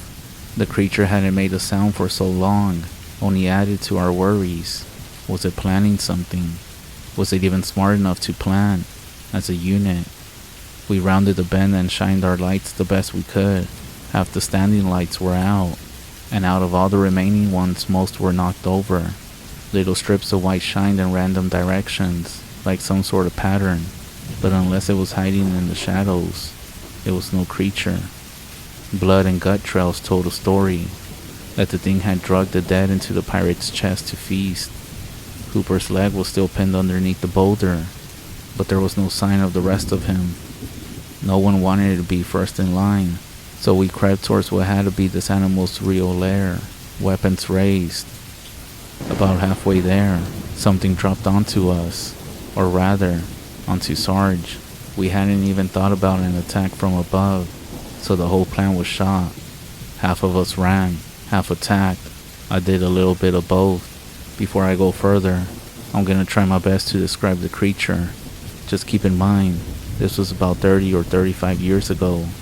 It moved faster than a rabbit, and I only ever got a real good look at it one time, at least with my own eyes. I can't count how many times I've seen it in dreams, but I suppose I saw it well enough for any man. But how tall I can't even guess, 'cause it was bent over with the twistiest damn pretzel of a spine I ever saw. At least 4 legs and as many arms, and at the end of each limb, a dozen fingers. Or maybe they were antennas, legs on a shrimp. Shit, I don't even know. I know it didn't have eyes. I do remember that. It only had one thing on its head, the mouth. A cross between the tail of an earwig and a crocodile's maw. But boy, was it skinny. Too skinny for how strong it was. And the flesh didn't look so tough. Translucent, almost worm-like. It had armor, like that of an insect, but the plates intersected more like the shell of a crawfish. Any more descriptions would be stretching the truth on my part. Whatever it was, an insect or a demon, it tore the sergeant apart in seconds. I couldn't bring myself to charge in close, so I threw my rock at its head. May as well have thrown a beach ball. Even the axe swings of these men were making cracks in it. I grabbed the pick that Sarge had dropped, or had his hand been ripped apart. Either way, I almost stepped on it when this thing ended up grabbing Ralph. I would like to think that I would have helped out if Rashi hadn't acted first. Rashi stuck that holy dagger of his into this monster easy as cutting cake. Your guess is as good as mine as why it worked. Maybe the dagger was better quality than the picks. Maybe something else. But the thing recoiled without making a sound and Ralph was free. Lucky stab or not, 2 more bodies were laying at this creature's feet, and there was nothing to do but run again. At least that's what everyone thought who wasn't Sid. In the midst of everything, he was able to find and light a stick of dynamite. "Keep your distance, boys," he shouted, running back to the fight. Don't get any romantic notion that Sid was a martyr. I knew the man as well as anybody, and he had no intention of dying. just like he had no plan to slip on a pile of guts, twist his ankle too bad to stand, lose his grip on the explosive, and fail to catch the monster in the blast. All but one or two of us cleared the explosion, not counting Sid, who went out like everybody had guessed but in circumstances an oracle couldn't have predicted. At least we were alive. Our eyes and ears were none too happy, but the monster seemed worse off, skittering about in random directions, tripping over itself. A sound-driven creature, blinded by the noise. Maybe. We had to leave. Ralph spotted our way out, a chimney blown open by the blast. We would have to brave the middle of the room, praying the monster would avoid us with its random shuffles, and it would take 2 men to reach the opening, one on the shoulders of the other. What choice did we have? We went for it.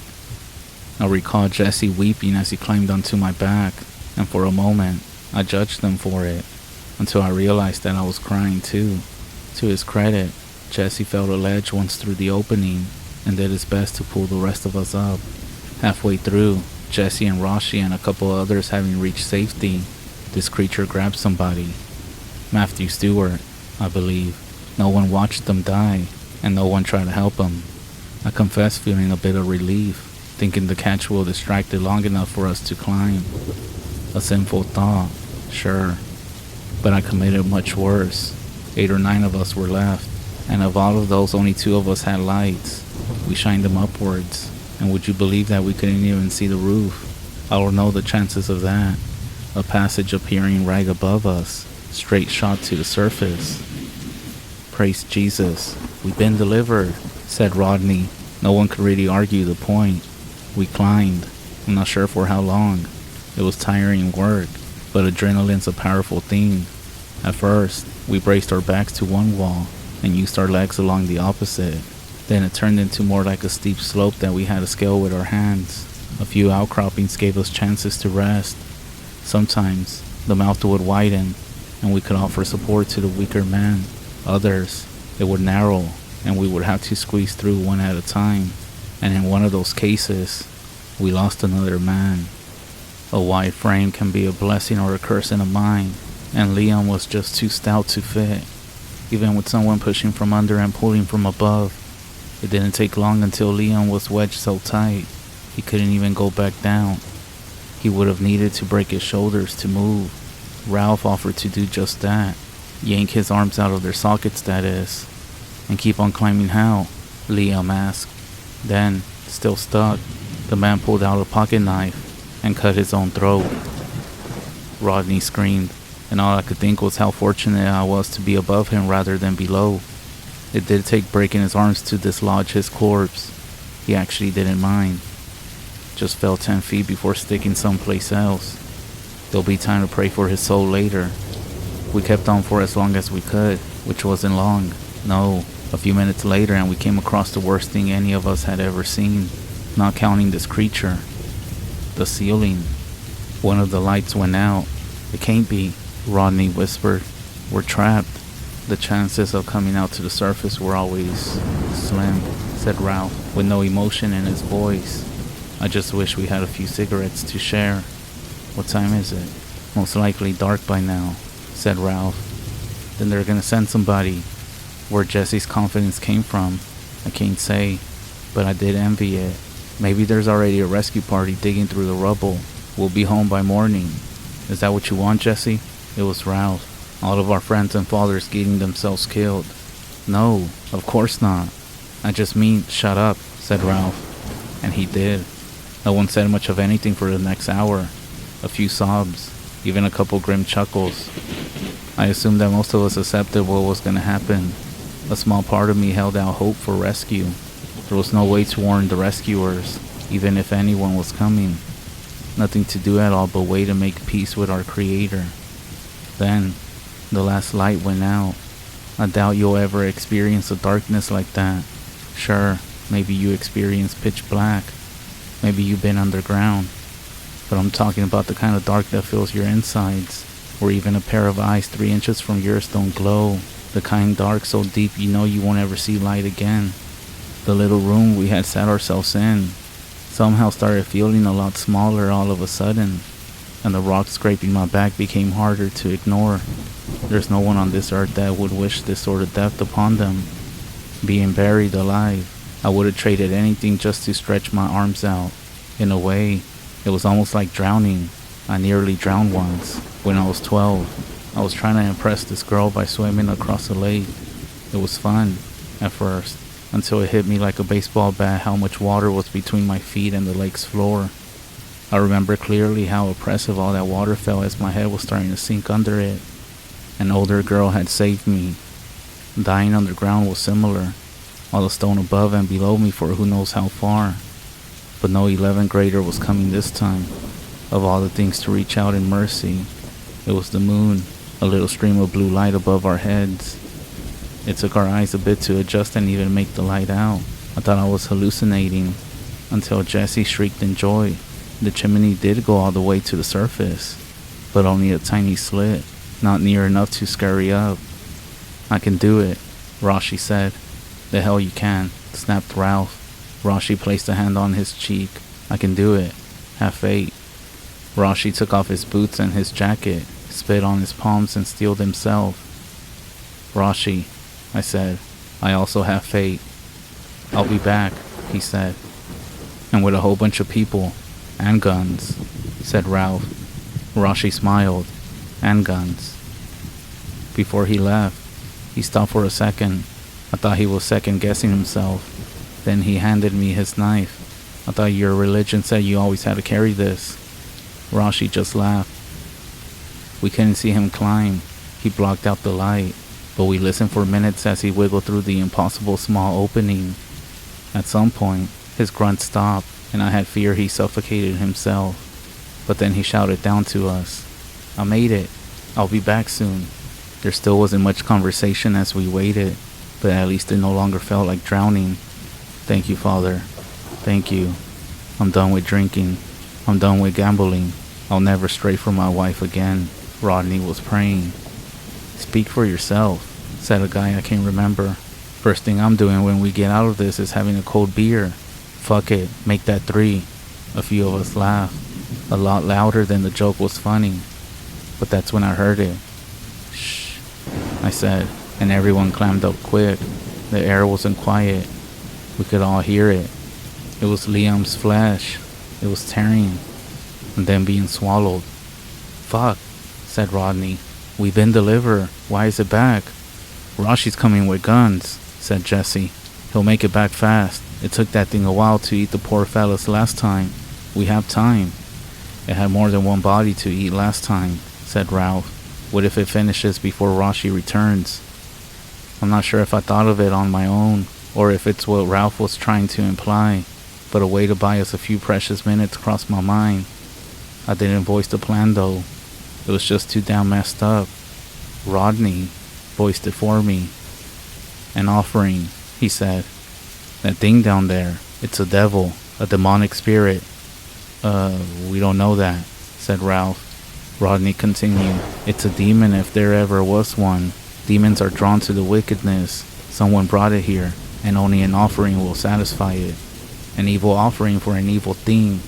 "Rod, what are you trying to say?" asked Jesse.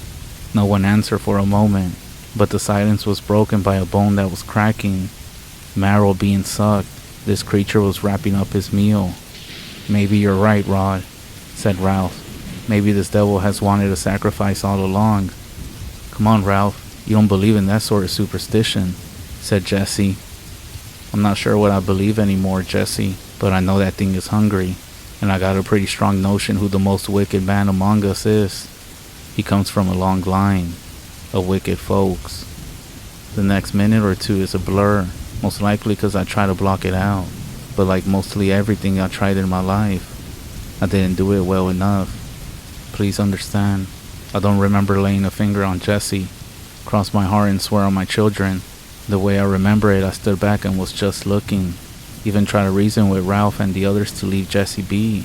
I've gone over it 1,000 times in my head, maybe 100,000, and I still don't remember myself killing somebody. But maybe the mind is more powerful than the soul, able to change memories that are too horrible to recall. Because one thing I do remember are my knuckles being stained in blood. half mine and half his. I remember looking at that, flat as a washboard face, the punches of a dozen men having removed any evidence of Jesse's high cheekbones and pointy nose. I remember how he looked white as marble in the moonlight. I remember his screams and demanding why, and I remember when those words were replaced by pitiful gargles, much worse than the creature itself. It's that memory which still haunts me. I can forget about it most days, but I remember it every night. Whiskey does help, a little, and that's how you know if the old timer telling you the story was actually there. That's how you can be sure. Before we tossed the body down the hole, we nodded to each other in a silent pact not to tell anybody about what happened. We weren't even supposed to talk about it with each other. That was the unspoken vow. So if somebody knows about Jesse, they were there. No mistake. I have often wondered if I could have stopped it. I knew it was wrong, and I remember protesting some. I had the dagger, and I knew it didn't care for loud sounds. Could be if I was braver, I could have used the knife and the knowledge to fight the monster off. But if I stood in the way of this mob, they most likely would have killed us both. However you cut it, I was a coward. I'm a coward. Why did Rashi have to leave for help? He wouldn't have let it happen. Rashi was a good man. He made good on his word too. But the guns proved unnecessary. The rescue party never came across the creature, coming straight back to the crag and digging us out. I'm guessing this creature left when it felt so many people around. But the creature was no longer in the mine when the townsfolk went back to recover what little was left of the bodies. Most of the survivors skipped town, moving with barely a goodbye to the friends and relatives they grew up with. One came back, eventually, but the rest I never saw again. With the biggest mine shut down, there was less work. The owner of the mines talked about reopening a time or two. Most of the workers were willing to go on strike if he did. I had switched to another trade by then. I spent the next 20 years in lumber, but that mine is still buried. The way I hear it, kids go up there sometimes to see who's brave enough to hike in and touch the big cursed rock pile. Parents say it's dangerous because it can cave in. Grandparents say it's dangerous too, but for different reasons. It's still out there, somewhere. Maybe it found another cave to call home. Or maybe it's never much like being underground and lives in some forest, in the woods now. Before we came along, I'm guessing it was trapped, and maybe we let it loose into the world. I guess I'll never know. Not sure that I want to. I'll be dead soon, in a box. Maybe Rashi had the right of it. Buried things have a tendency not to stay buried, if it wouldn't cause an uproar at the church. Funny, why should I even care? Stepping inside a building less than 100 times, and those were just for weddings, funerals, and Easter Sundays. There would be a scandal all the same. I never did make trouble alive. I figured no use in starting after I die. Telling you the story, the whole story, is some sort of penance.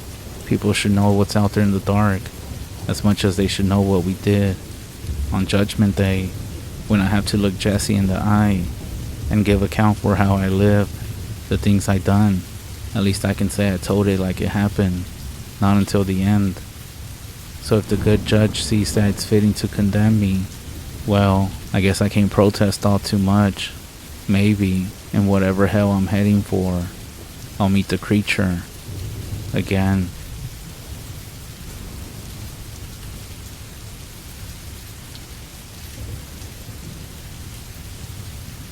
A lot of thinking and a couple of drinks later, I'm finally gonna share some of my experiences. The area where I worked was incredibly isolated, surrounded by dense forest and rugged wilderness. I was a ranger up there. It was in the late 1990s. The rules and regulations can feel distant. You'll see what I mean by this later on. We drive around on an ATV, making sure the wildlife was safe and occasionally dealing with poachers. My job mainly involved ensuring the safety of the deer population and handling other wildlife management jobs. My only colleague was a guy that I'm gonna call Peter. Short and easy to remember. Peter was your typical backwoods guy, a bit of a wild man who brewed his own moonshine and smoked like a chimney. He had been my best friend for several years and always had my back, no matter what we faced out there in the woods. The pay for the job wasn't great, but it came with perks that made it worth it. We had no boss breathing down our necks, and we could basically go camping, get wasted, and call it a getaway. In the midst of everything, we were still able to arrest some people and put some real poachers behind bars. However, sometimes we got calls that made us actually do some work, hard work at that. If people spotted sick animals, it was up to us to go out there and make sure they didn't spread disease. If an animal showed aggressive behavior that might endanger locals, we had to make sure it was put down. We had friends at a local vet who would run blood samples if we suspected rabies or something similar. One day, Peter and I got a call from some pretty spooked locals. They told us that some boys had gone hunting a couple of days ago, but none of them had returned. They all believed the boys had been killed by bears or a wolf. Great, now we had to venture out in the wilderness to deal with potentially aggressive carnivores. The locals pointed us in the general direction, and we took off on our ATVs. We drove around the area for about 3 hours when we found an abandoned campsite. It was evident that the camp had been trashed by something, most likely a bear by the looks of it. The boys had left camp in a hurry, not even taking their rifles with them. From there, we went out on foot with our guns drawn, just in case. We found the first body a few meters away from the camp. He was lying on his stomach with several deep wounds in his back. What struck us as weird was that there were deep puncture wounds, which we had never seen before in a bear or a wolf attack. There was also a clear path, indicating where the other boys had fled. We found 2 more boys in the same small area, both lying dead with similar marks. One of them had been gutted. Peter was visibly shaken by the scene and just kept shaking his head in disbelief. According to the locals, there were supposed to be 4 boys out there, so we were still missing 1. We both nearly jumped out of our skins when we heard something rustling through the brush towards us. We aimed at the commotion and waited for it to reveal itself before we shot. I almost dropped my rifle when it came from the dense bushes. It was a red stag, with the mangled remains of the boy stuck in its antlers. The stag was struggling to keep its balance under the weight of the boy, but it was still aggressive towards us, as if it was about to charge at us. Peter was the first to snap out of the shock and started lighting the thing up.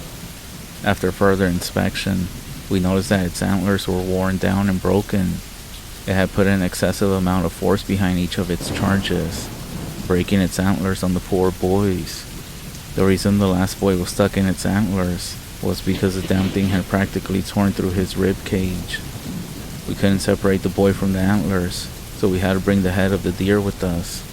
It was one of the most screwed up rides home, with several bodies tied to the back of our ATVs. Pretty disturbing, something I never thought I would be doing. The local police were pretty angry at us, seeing that we had moved bodies from a potential crime scene, but they let us off easy, since the killer was literally embedded in one of the victims. Seeing the heartbroken parents of those boys still haunts me to this day. That night, Peter and I hung out, mostly because I was still really spooked. Man, that stuff wasn't natural, he said at one point. Deer can be aggressive and defend themselves, but I know this one was hunting those boys, and it killed them all as well. They don't fucking do that. And that time was the first time I caught a glimpse of the spooky stuff that goes on out there. In the following years, I saw some deeply insane stuff that only Peter and I know about. I'm going to share some of these stories with you, and hopefully you will believe me and understand why I'm scared every time that I see a deer. About once or twice a month, we had to go on excursions into the wilderness to look for signs of poachers, sick animals, and other stuff like that. One time, we decided to drive out to a fairly secluded area because there were rumors of some potential poaching. It was a very long drive, so we always kind of put it off until the last minute, praying that the poachers would just get mauled by bears so we wouldn't have to make the long journey up there. Some of these places would take about 2, 3, or 4 hours to get there. And this time it took about 2 hours before the terrain became too difficult for even the ATVs to handle. We had to walk the rest of the way, which meant that we had to camp out overnight. Those are the free camping experiences that I told you about. Camping out was a norm for us, but we were further away from anything than I had ever been before, and the previous incident was still haunting my mind. Peter offered me some liquor to ease my worries, but there was no way that I wanted to be drinking, especially if we got attacked by some demonic deer again. The night went by without incident, but I still didn't get enough sleep. We continued our trek towards the supposed poacher hotspot. We arrived and looked around, but we found nothing. There didn't even seem to be any sign of human activity anywhere in the area. Fucking rumors, Peter said to himself as he shook his head in frustration. Normally, we would be happy to find nothing, but this time we were just exhausted and cranky. We were then startled by a loud echo through the forest. What the fuck was that? Peter pulled out his rifle and aimed where the noise was coming from. Even though it went against our instincts, we had to go investigate it. We got to a small ridge that overlooked the clearing. In the middle of the clearing, a group of 5 stags were huddled together, their heads down, as if they were grazing. We noticed that they all seemed to make sudden bite and jerking motions, like they were trying to gore the ground with their antlers. Peter fired a shot into the air to make them scatter, and they didn't move. If you have any basic knowledge of wildlife, you will know that any sudden loud noise will make just about any animal take off running. We fired a couple more shots into the air, but they just didn't react. Without thinking, we decided to calmly approach them to get a better look at what they were doing. As we got close, we were met with this nasty stench of rot. Is that a bear? Peter gestured to the ground in front of the stags. To our surprise, there was a large adult black bear. Its body was starting to decompose, which means that it was dead for about 4 or 5 days. The stags were making all sorts of noises and groaning as they continuously gored the carcass over and over again. They looked exhausted and malnourished. The bear's body was completely ripped apart except for its head, which they, for some reason, had left completely alone. We stood frozen to the ground as we watched this horrible scene unfold. How were they able to take down a bear? How is that even possible? I asked Peter. He just shook his head in disbelief as he raised his rifle and shot one of the stags. He later explained that he wanted a blood sample. As soon as the stag fell to the ground, all the others stopped what they were doing, and they just turned to look at us. They were covered in rotting blood and chunks of meat. They didn't show any aggressive behavior. They just stared at us, not flinching nor blinking. Peter changed his mind about the blood sample at this point and just slowly started backing away. I followed him and raised my rifle, just in case. We reached the ridge. They resumed their eating once again, not even paying attention to us. We were so done at this point that we didn't even set up camp that night. We just kept hiking at a brisk pace until we got to our ATVs. None of us said a word during the entire ride home, except for the occasional F word. That incident really did something to Peter. It did take him a couple of weeks before he went with me into the forest again. He was completely convinced that the stags were being manipulated by a witch or something, which I'm not really sure of. I don't really believe in witches and all that. I just believe that nature is a lot more screwed up than we realize. We've been away from untamed nature for so long, living in our towns and cities, that we forget how scary and unpredictable nature can be, especially when it comes to all sorts of animals living in the deep woods.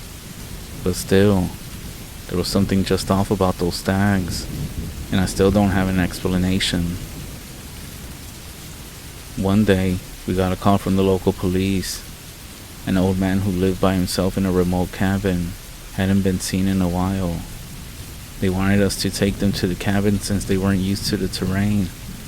Being more accustomed to paved streets than the rough wilderness, we drove them out to the cabin and parked a few meters from the front door. It was pretty clear that something happened. The door was completely knocked off its hinges, and the cabin was empty. The officers then asked us to assist them in their search. and we agreed. The initial theory was that he had been taken by a bear, which seemed plausible considering the door's condition. We spread out and followed whatever trails we could find. It only took about half an hour before one of the officers called something in. He sounded a little shaken, but he gave us detailed directions to where he was. He didn't tell us what he had found. He just said, "You'll want to see this for yourselves." When we got to where he was, it was unclear what he had found since nothing looked out of place. No broken branches, no trail, nothing. He just pointed up to a long tree in front of him. Slung over one of the higher branches was a fresh deer carcass. Now this was weird, strange, but we didn't see what this had to do with the case. Then we noticed something even stranger further up the tree. There was a black bear carcass. Something had killed a bear and then placed it in the tree. I knew that leopards and other big cats did this later for consumption, but there were no big cats where this took place. The officers looked pretty uneasy, taking nervous glances over their shoulders. We stayed as a group after that. Obviously, we still searched for another couple of hours before we called it. On our way back, we once again passed the tree, and I kid you not, the deer was gone, leaving only some bloody branches behind. We picked up the pace and made our way back out of there without looking back, and, well, we never did find the body. There was a winter where we had a pretty horrible incident. The winters up here can be brutal, especially with heavy snow and temperatures dropping to the negatives. If someone goes missing, they're immediately presumed dead, because it's impossible to maintain your core temperature for long without proper gear. And when it's someone's kid who goes missing, it's even more heartbreaking. The police once again requested our assistance because a mother had reported her 6-year-old daughter missing. The thought of spending hours in the cold wasn't appealing, but we couldn't possibly turn a blind eye to a missing child. The mother had let her children play outside when one of them suddenly ran towards the tree line. They had been out there for some time, calling her name, but they just couldn't find her. That's when they called the police, which they ended up calling us. By the time we arrived at the area, she had been missing for about 2 hours. We followed a trail that we suspected were her tracks, which actually went far longer than what a kid should be able to run, at least at that age. But the strange thing is that the trail just stopped. There was no sidestepping, no scuffling, no signs of anything. It was like she just disappeared on the spot. We examined the tracks to see if she had backtracked or something, but there were no clear signs of any double prints. Peter was visibly upset and frustrated. We then asked the other kids why she started running into the forest, but they had no clear answer. They claimed that she just started running without any warning. The kids were shaking and crying, so we ended up asking the mother to return to their home while we kept looking. An officer followed them back to their house to make sure they felt safe. About 15 minutes later, one of the officers got a call on the radio. We could hear the sound of the mother crying in the background. They had found the girl. She was just sitting on the step of their back door. She was dead and frozen solid. She was only wearing a regular jacket and jeans. Considering that she was supposed to play outside for some time, the mother had locked the doors before they left because she didn't want anybody going inside, possibly to rob anything while they were away. To this day, I still tear up when I think about it, but I still have many unanswered questions about what happened. The obvious answer is that she went back home and then froze to death while she couldn't get inside. But I still think there's more to it. If she had ran back, how is it that none of her siblings or her mom noticed her? Why didn't she respond to their calls? How did she run back without leaving any tracks? How was she almost frozen solid even though she was only missing for 2 hours? Sorry, 4 hours. None of the neighbors saw anything strange, so there was nothing to investigate. The mom, unfortunately, blamed herself and became an alcoholic. I still think about the incident every day, and for some reason, it just hit harder than the 4 boys who had been mauled to death.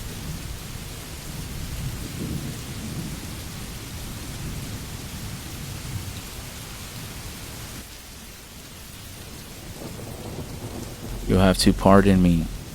English is not my first language. I am Navajo, raised in the traditional way. I still live on the res, and I got a story to tell you. I got invited by my cousin to hang out and play video games with him. Now, my cousin, well, we didn't drive since we were only 13, maybe around 14. However, I had a small dirt bike that my family had gifted me. It was a janky thing, always needing fixing, but hey, it got me from point A to point B when I needed it. At least sometimes it did. The sun was already pretty low behind the hills, and it would be getting dark in about an hour or so. Before I left, my mom gave me the same speech as always, just like everyone else does on the res. Do not be wandering around at night. Do not do things you're not supposed to be doing. And if you see or hear something, ignore it. But being a young teenager with a sense of curiosity, well, you'll see what happens. The journey from my mom's place to my uncle's trailer, which was where my cousin was at, took about 30 minutes on a good day. The back way was a path that led through a dense wooded area with steep rocky hills. Then, I had to pass through the back of my grandma's sheep camp, which also housed a few goats at that time. And after passing by the sheep camp, I would have to go through another small wooded area. The entire way was a challenge, especially when it would start to get dark. Why? Well, it got dark in between the trees, in between the wooded areas. But in this case, I was taking my dirt bike. It was kind of sketchy driving into the pitch black with nothing but a small flashlight. And I didn't want to be alone, so I called out to my dog Rocky. He would go anywhere with me if I let him, and he was a good boy. As I passed by the first patch of woods, I made it into my grandma's sheep camp. There were a bunch of goats, but they were all tied up. Goats can be creepy as hell, with their eyes and the way they just stare at you like they know something. Well, these were just standing there, being creepy as always. As long as they didn't start standing up on two legs and speaking, we should be good, I thought to myself. But just as I was starting to shake off the unease, my dirt bike suddenly stalled out right next to the camp. I checked everything to see what was wrong with it, but it wouldn't start. Rocky was next to me until I noticed that he started growling at something. Rocky had never shown aggressive behavior towards animals. He used to even herd both cows and sheep, but as soon as that happened, I stopped dead in my tracks and tried to look around and listen. He seemed to be growling towards the goats, but I couldn't see why, and I wasn't going to stay there any longer. I flipped the bike to neutral and started pushing it up the little slopes. As I came across the second wooded section, it wasn't quite nighttime yet, but being surrounded by this small patch of trees made it seem darker than it actually was. As I was pushing my bike, that's when I heard my name being called from the woods. It sounded like a man, but it sounded like he was whispering really loud. I called for Rocky and he came running right beside me. However, he started growling from where the noise was coming from. I started pushing a little bit faster as I wanted to get out of there, and that's when I heard what sounded like footsteps running towards me. I started to pray and push faster to get to my uncle's trailer soon. I didn't want to look back because the last thing I wanted to see was one of those down goats walking on two legs. Just then, I saw the porch lights between some trees, and all of a sudden, my bike started up by itself. I quickly zoomed out of there. I got to my uncle's place, all sweaty and dirty. I stood by the door to cool down, and my uncle looked at me with concern and asked if I was okay. I just nodded my head. I spent the night there with my cousin, and it was a chill night. The next morning, I received a text from my mom saying to come home before nightfall.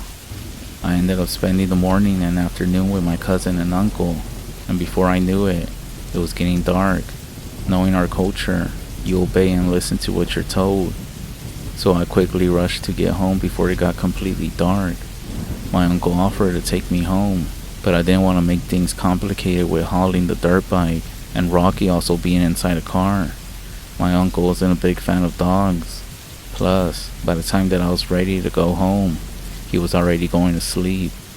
I said bye to my cousin and told him that I would talk to him soon. As I headed back, it wasn't fully dark, but I know it was going to get dark soon. On my way up, I passed by the first patch of woods with no incident. After I got to the sheep camp again, that's when the bike gave out. I'm sure it was something to do with having to go through the uphills, and I had to let it rest a bit. Either way, I wasn't going to stop here, so I put it in neutral and started pushing again. As I started walking with it, that's when I noticed the creepy goats again far in the distance. Not only that, but that's when I noticed that one of them was on the fence about 20 feet away from me, just staring at me. However, this one was different. It had no eyes, well, no pupils. Slowly getting near it, my dog started growling towards it. The weird part is that it paid no attention to Rocky, and it just kept staring at me. I yelled out to Rocky, but that's when he ran towards the goat, jumped the fence, and somehow snapped its jaws into its neck. I swear all of this happened in less than a split second. You know that movement that dogs do when they lock their jaws into something and start shaking it? Well, that's what my dog started doing. The goat fell to the ground, and I swear, it started making some horrible screams. How the hell am I going to explain this to my grandma about what just happened? My next reaction was to get out of here.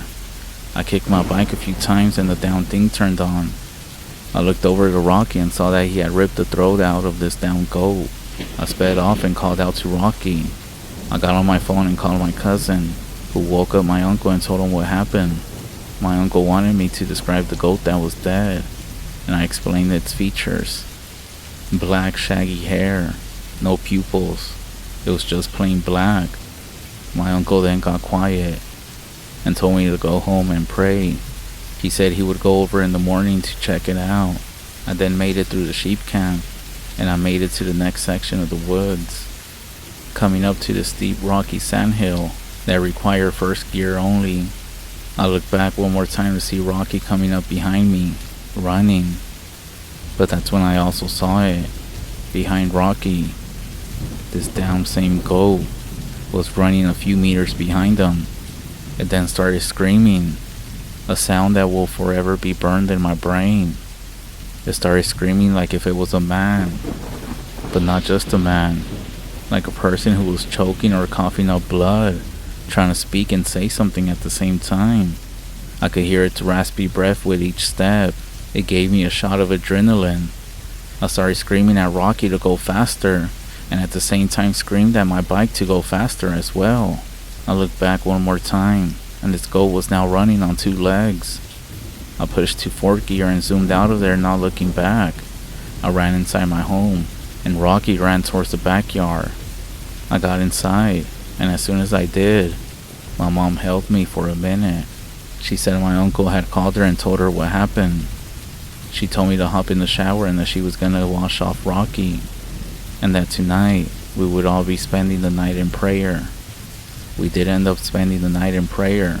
Even my dog was brought indoors, and that's saying something, because my mom never allows dogs inside.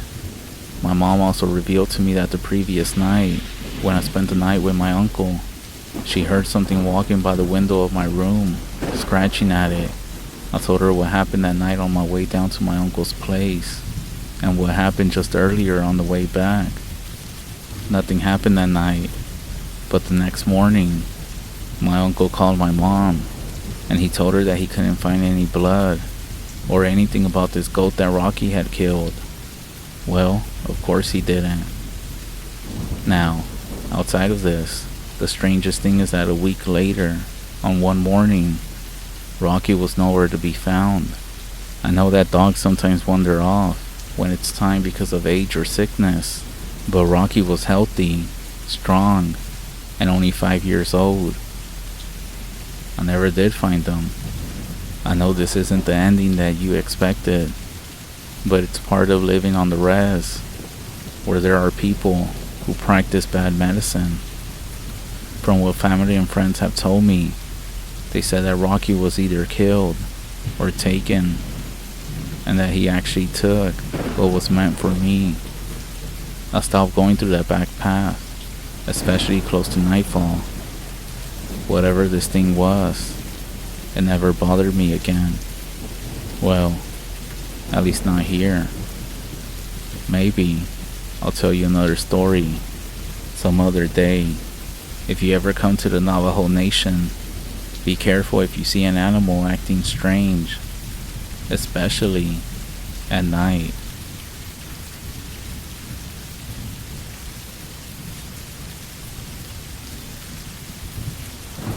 You know, the more I think about it, the stranger deer seem to get.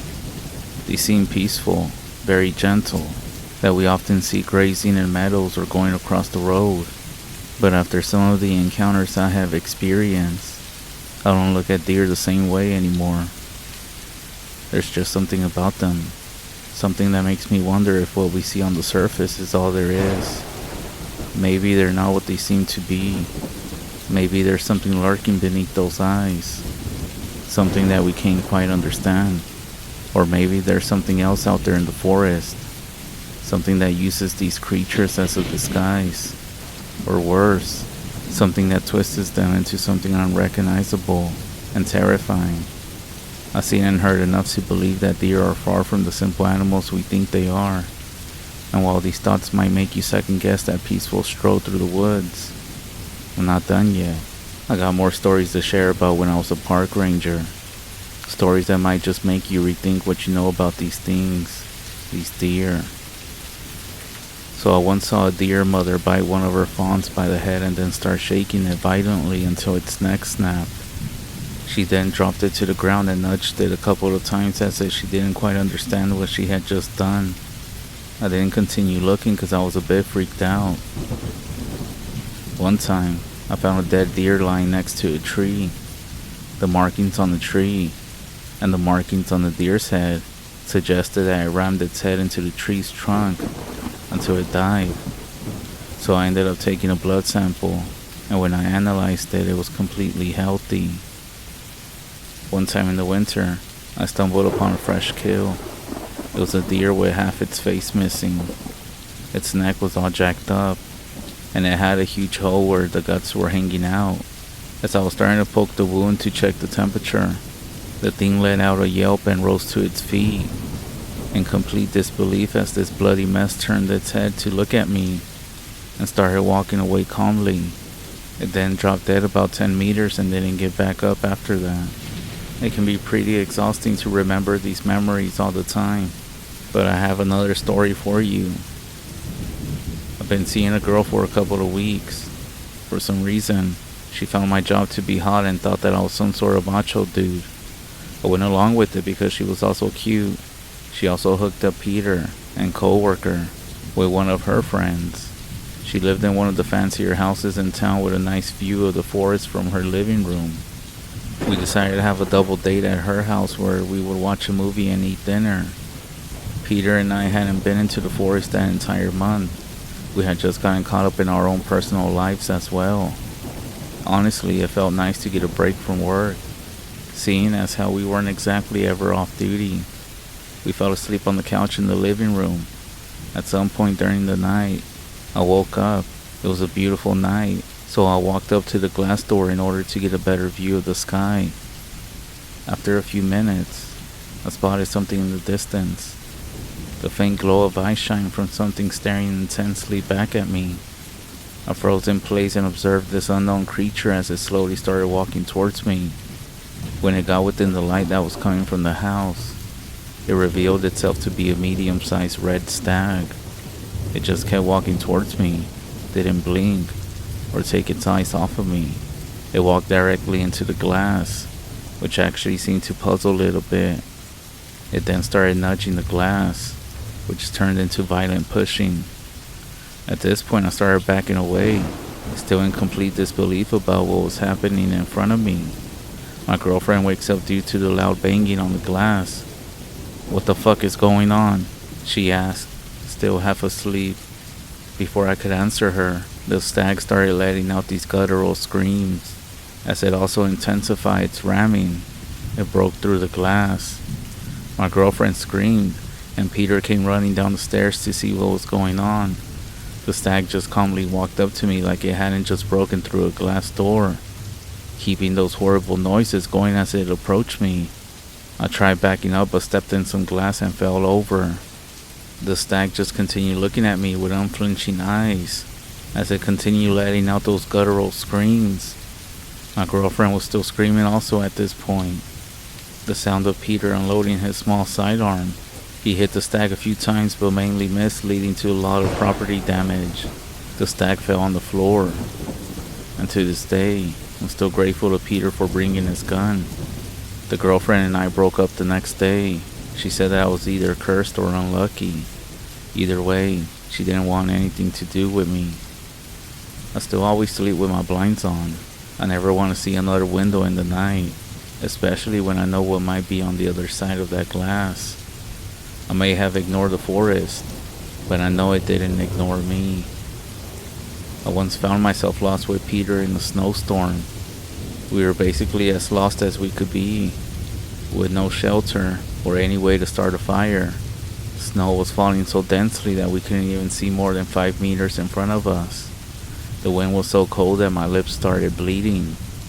We drove around for what felt like an eternity until we came up on this old hunting cabin. We had such a hard time getting off our ATVs because our clothes had frozen solid just on our backs. I still remember how Peter was shaking and clacking his teeth. The cabin was completely empty, but had a simple fireplace and some dry wood. As we sat there, still warming up at a fire, we had a moment of dread when we realized that we might actually die here. We had no idea how long the storm would last, and there wasn't a whole lot of wood for us to burn. Peter then rose to his feet and said, "Fuck it, wait for me here." He went outside and returned a few minutes later with an axe. For a brief second, I really did wonder if he was going to put me out of my misery. To my relief, he started beating the ever-loving out of the floor. We ended up using the boards as firewood, which kept the fire going for a bit longer. Bless you, Peter, and your smart brain. In the end, we most likely burned about half the cabin's floor, which revealed more and more of the cold dirt underneath. And of course, there happened to be the remains of a couple of people down there, who were also waiting out the storm stuck in this murder cabin. The remains looked very old. We seriously debated if we should leave or stay, but we chose to stay because we would have a better chance of surviving against a psycho killer than the actual storm. At one point, we heard someone approaching the cabin, only to run away into the wilderness. It makes no sense because only a mentally deranged person would have the balls to wander around there at that time. Then again, we were in a cabin with dead bodies underneath the floorboards. We sat with our rifles ready, just in case. After a long time, the storm started winding down. We came out from the cabin, dug out our ATVs out of the snow, and made our way back into town. Navigating was a lot easier now that we could actually see where we were going. We immediately went to the police station after this. They were surprised to see us since they had already reported us missing or dead. We told them about the cabin and agreed to show them the next day. I slept for about 14 hours after soaking in a tub of hot water. The best sleep I ever had in my life. We met up with the officers and took them through the forest to the cabin. It was gone. There was no trace to be found. The trails left behind by the ATVs were still very clearly there, even the spot where we dug them out, but the cabin itself just wasn't there. There was a clear area where it was, but there was nothing but a fresh layer of snow. The officers looked irritated and said that we were wasting their time. They said that we must have been hallucinating, that we drank too much of Peter's home brew. It still makes no sense to me, and we never found an explanation for that. In early fall, Peter and I came across a hunter who was panicking. He begged us to help his friend who had been attacked by a bear further up the trail. He drove with us up to the incident where it occurred, but it was already too late. His friend was all messed up beyond belief. His face was ripped off, he was gutted, and his limbs were all twisted in unnatural positions. I almost threw up on the spot. We decided that this bear was too dangerous to be left alive, since it was roaming fairly close to town. We started looking for tracks to get an idea of where it was going. The hunter was just sitting up against a tree, too shocked to react to what was actually going on. We kept describing the creature as a bear when we asked them. But here's the crazy thing.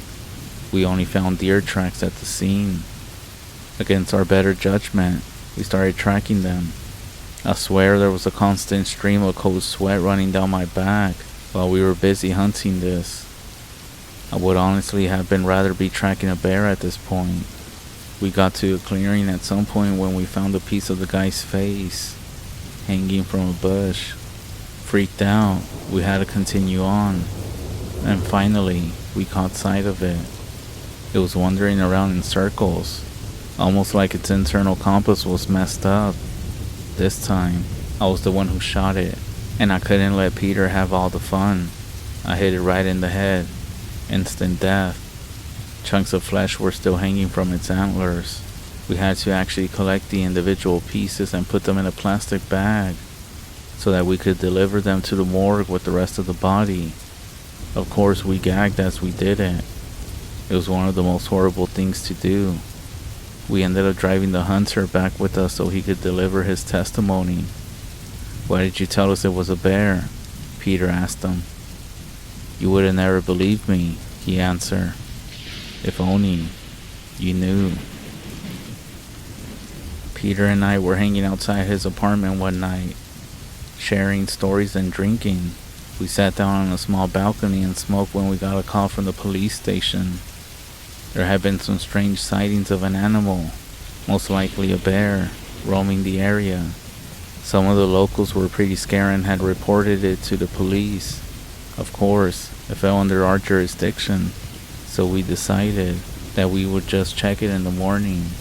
We didn't feel like chasing some large creature while half drunk, and the sun had just gone down.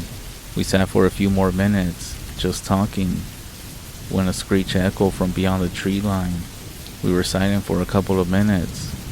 "Fuck, that was loud," Peter said, and so we decided to go check it out. Operation Half Drunk Hunting commenced. We wandered around aimlessly, randomly pointing our flashlights and rifles right in the dark. "You gotta be fucking kidding me," Peter shouted. He had found another set of footprints of a deer. "Don't tell me this is another fucking deer. I swear." He sounded both angry and scared. We then hear rustling behind us, and we both turned and aimed at the sound. Two glowing eyes reflected our flashlights. It let out a loud squeal and charged at us. We both ended up shooting it. It was a boar. It was so big that we initially thought it was a bear. "At least it wasn't a fucking deer," I said. Peter let out a nervous laugh and shook his head in front of this huge animal that was before us. Honestly, we didn't know what to do with it. We hadn't brought our ATVs and the thing was too heavy to carry, so we decided to just leave it there. The wolves can scavenge it. The police actually believed us this time. Some of the hogs out there can grow to enormous sizes. Great. Fucking great. Most people don't know this, but there's a bunch of unmapped, unexplored cave systems all around Russia. There is also the case from where I lived. It wasn't uncommon for Peter and I to stumble upon a cave or two while we were going around. Lots of local legends surround the caves, like an underground city of people, witches, prehistoric animals, and so on. Whatever the case, I always found cave systems to be fascinating. It's like entering a new place where the same rules don't really apply. So when the police managed a rescue team to help a teenager who had gotten trapped in one of the caves, I didn't hesitate to volunteer. At this point, Peter and I were liked enough by the police that they kind of trusted us and included us in some of their work. Peter didn't come along this time because he was too hungover. As the case stood, two teenage boys tried to explore a local cave system that had some very steep drop-offs. One of the boys had lost his footing and tumbled into the darkness. He was alive, but had broken his ankle and couldn't get out. Instead of getting stuck himself, his friend had just chosen to send for help. I made my way through the cave, making sure to watch my step. The cave floor was very damp and covered with something, so it wasn't that much of a surprise that the boy had slipped. When we came to the drop-off, we shone a light on him. He waved and smiled knowing he was saved. I started descending the steep rock wall with a rope tied around my waist. When I got to the bottom, I secured the boy to the rope and gave the officers the signal to start pulling him up. He went that way, the boy said to me and pointed in a narrow passageway at the back of the cave. What do you mean? I asked, wondering if he had hit his head on the way down. My friend, he came back for me and he told me that he found an exit that way. I was confused, but I told him, your friend is up there with the others. His face went completely pale on the spot. But he was down here with me. He went that way. An uneasy feeling hit me, which I tried to ignore, especially because I was now the one stuck at the bottom. Well, that was until they threw down the rope again, and this kid was claiming that somebody was down here with him. For those few minutes I felt very exposed, and kept focusing on the narrow passage at the back of the cave. I pointed my flashlight to the ground and found some fucking footprints leading to the passage. Just very bare feet. I started panicking, but that's when they threw down the end of the rope and hit me right on the shoulder. I let out a scream because that's how scared I was. As they pulled me up, I refused to look back down. I got the fuck out of there as soon as possible. Whatever was down there, I didn't want to know. One of our biggest problems with poachers was that they would sometimes leave behind these heavy-duty rusty bear traps. Sometimes they never came back for them, which means that some parts of the forest could potentially be a minefield for some broken ankles. Sometimes we would find rotting carcasses that had become trapped in one and left to die. One time I almost stepped in one, but Peter noticed the chain in time to stop me. Thanks again, friend. We came across one of these traps, which had been sprung. Left in the trap was a boot with the foot still attached. The rest of the body was gone. A large pool of blood was left behind with bloody pieces of fabric. From what we could tell, it looked like someone had gotten stuck and then had his foot amputated. We followed the bloody trail but found nobody. He must have been with a friend who drove him out of there. The strange thing is that bear traps are fairly easy to break out if you know which of the pins to pull. The poor guy lost his foot because of some dumbass poacher. We ended up taking the foot with us and asked around the police station. They hadn't received any reports or incidents about a bear trap. There were also no records in the hospital. I assume the guy didn't even go. This man must have been a poacher himself, or just one tough son of a you know what. We never did find him, or hear anything about somebody missing a foot. Still, finding a foot in the forest is never nice, especially when you know the type of stuff that's out here. Peter once showed me an abandoned settlement that he found back in the day. I was more of a city boy than him. He had always lived in the less populated areas, and he spent a lot of his younger years as a kid and teenager exploring the forest. He barely talked about these times because of his alcoholic father, who would beat him, and his mom, but he trusted me and sometimes opened up after a bottle or two. To him, exploring the wilderness was a way to escape from his home, which makes sense as to why he had a pretty good internal map of the place. We drove for a couple of hours until we arrived at the settlement. It looked all rotten and old as hell. Most of the buildings were made of wood and looked ready to collapse at any second. Some of this was your typical Soviet concrete that looked about as stable as our economy. Still, we chose to explore a bit, just in case. After all, this place would have been an amazing base for poachers. The houses were empty except for some damn furniture and a couple of stoves. The concrete structures, on the other hand, still had some interesting stuff lying around. We found some wet boxes of old dynamite, which led us to believe that this was an old mining town. Sure enough, there was a large quarry a few kilometers away. A lot of stuff that we found was too rusted to make out what it once was. Everything else was just in a state of decay that made it seem pretty unsafe for us to fool around with. It's not uncommon to find old abandoned mining towns that were never put on the map, so it didn't really take a second to wonder why they had been abandoned. That is, until we spotted the damn deer. Peter tugged on my shoulder and gestured to the right of us. There was a large stag watching us from behind one of the houses. The more we looked around, the more deer we noticed. There were about 10 or 12 of them just observing us. They didn't seem scared, but instead like they were making sure that we were on our way out of there. We slowly approached our ATVs as we noticed that they were following us, never blinking or making a sound. When we got to our ATVs, we debated whether or not we should just light them up, but we decided against it because we didn't want to hurt a bloodthirsty demon deer charging at us. We just started driving away, counting ourselves lucky, seeing as how they hadn't decided to fuck us up.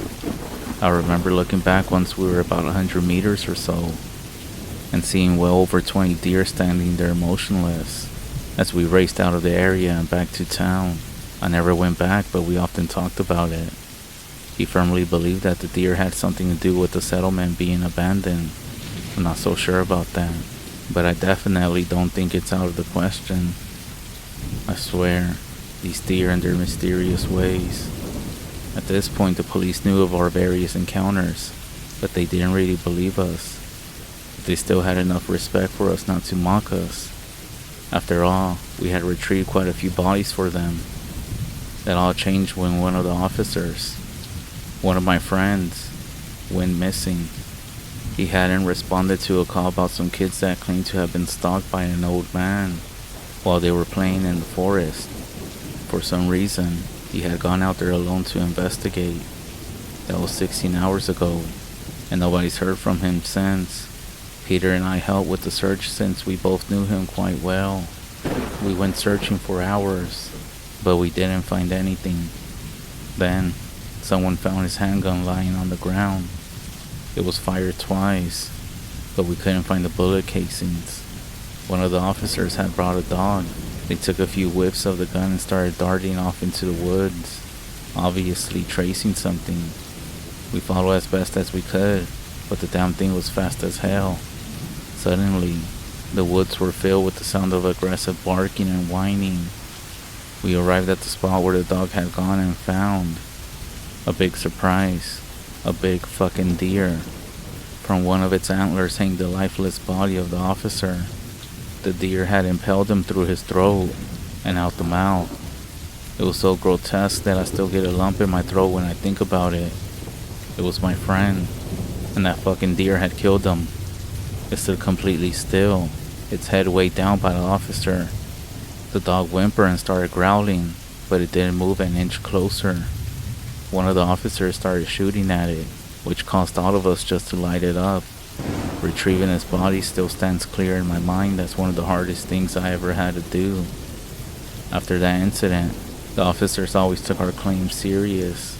They even offered backup when we would go out. I still wonder about the original request though, about the old man. Was the story just made up? Did the kids just imagine him?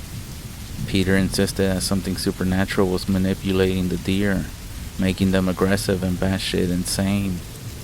I still lean more towards the theory that deer, just by their very nature, are batshit insane.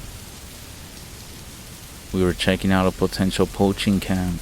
When we arrived, we were greeted by two older men, who immediately started questioning us. We explained the situation to them, and we asked them to step outside so we could inspect their camp. It was a pretty standard camp with some fresh kills and pelts, but the men seemed really nervous anyway, like they were hiding something. We started asking questions until they cracked. They admitted that they had just shot and killed about 7 or 8 deer the previous night, but they hadn't retrieved a single one of the carcasses. They had simply fled the area. What kind of hunter kills animals just to let them rot? Why the fuck did you do it? Peter asked them with a sense of urgency in his voice. They explained that they had been sitting in the deer blind, waiting to take a decent shot at some unlucky deer. That's when they spotted one that was walking straight towards them, and when they aimed at it, they saw its eyes through their scope. It was just looking directly at them, but still walking calmly towards them. That's when they heard a twig snap and realized that their blind was being surrounded. All of them had the same lifeless look in their eyes, None of them made a noise or any sudden movements. And when they had just completely surrounded the blind, they started putting some aggressive expressions and began making noises at the hunters. Their blind was raised about 3 meters off the ground and supported by 4 wooden pillars. That's when the deer started ramming the supports while they were still screaming, shrieking, or whatever noise they were making. The hunters were scared and they just started shooting the deer one by one. They ran back to camp and they hadn't even been out hunting since then. They showed us the way to their blind, and sure enough, there were several deer carcasses lying at the base of it. There were visible markings on the supports, which actually backed up their claim. They asked us if they were going to get in trouble for what they had done. We told them no, as long as they didn't do anything with the carcasses, we wouldn't press charges.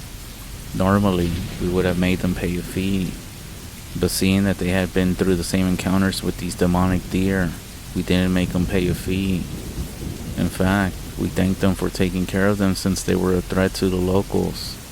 We told them that if they ever encounter aggressive deer like that, they should put them down immediately. They looked a bit puzzled as we drove away, and we never saw them again. It all started when Peter got a terrible idea. He suggested that we find a central point in the forest, maybe by a lake or something, anywhere that deer were known to go, and then set up a blind in one of the biggest trees and camp out for a week or so, shooting any deer that seemed off. At first, I just called him a dumbass, seeing as our job was to preserve the wildlife rather than kill it. To be honest, I was also terrified of spending a whole week in the middle of nowhere. He called me a coward and told me that he was either going to go with me or without me. Of course, I wasn't going to let my best friend go through all that by himself for a whole week. He most likely knew that and used that as bait. We drove to the local hardware store and picked up the necessary equipment for our little project. Screws, wooden planks, ropes, and other things. I went shopping for other supplies such as canned food and water. We loaded up the ATVs with all of our gear and set off into the wilderness. I did wonder why Peter out of nowhere just wanted to do something so rash and stupid, but I figured that he was just fed up and tired of everything. I didn't really blame him, to be honest. But here's the weird thing. We actually hadn't experienced anything unnatural for almost half a year up to this point. Part of me wondered if he actually wanted to seek it out for some reason. He never told me why he decided to lead this dumb crusade against the deer, but I still ended up going with him so that I could watch his back. We eventually found a pretty big lake surrounded by big beautiful trees. It was early August, so there wasn't any danger to freeze to death while we slept. Anyways, we started building our blind, which ended up being more of a wooden platform, about 5 or 6 meters above the ground with a great view of the lake.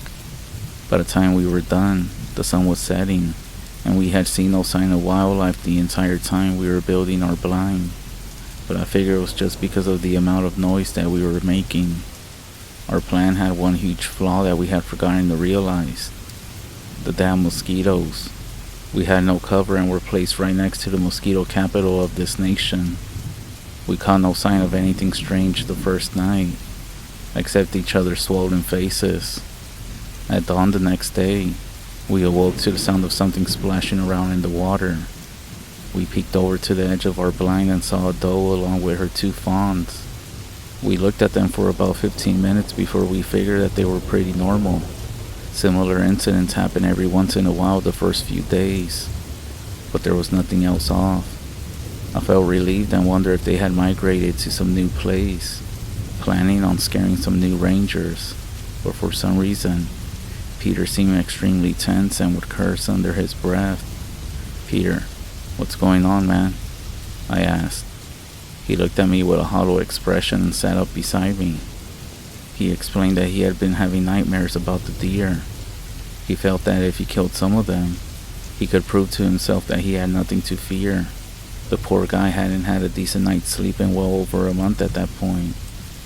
He almost started crying while he told me these things, which really showed me how close this guy was to the edge.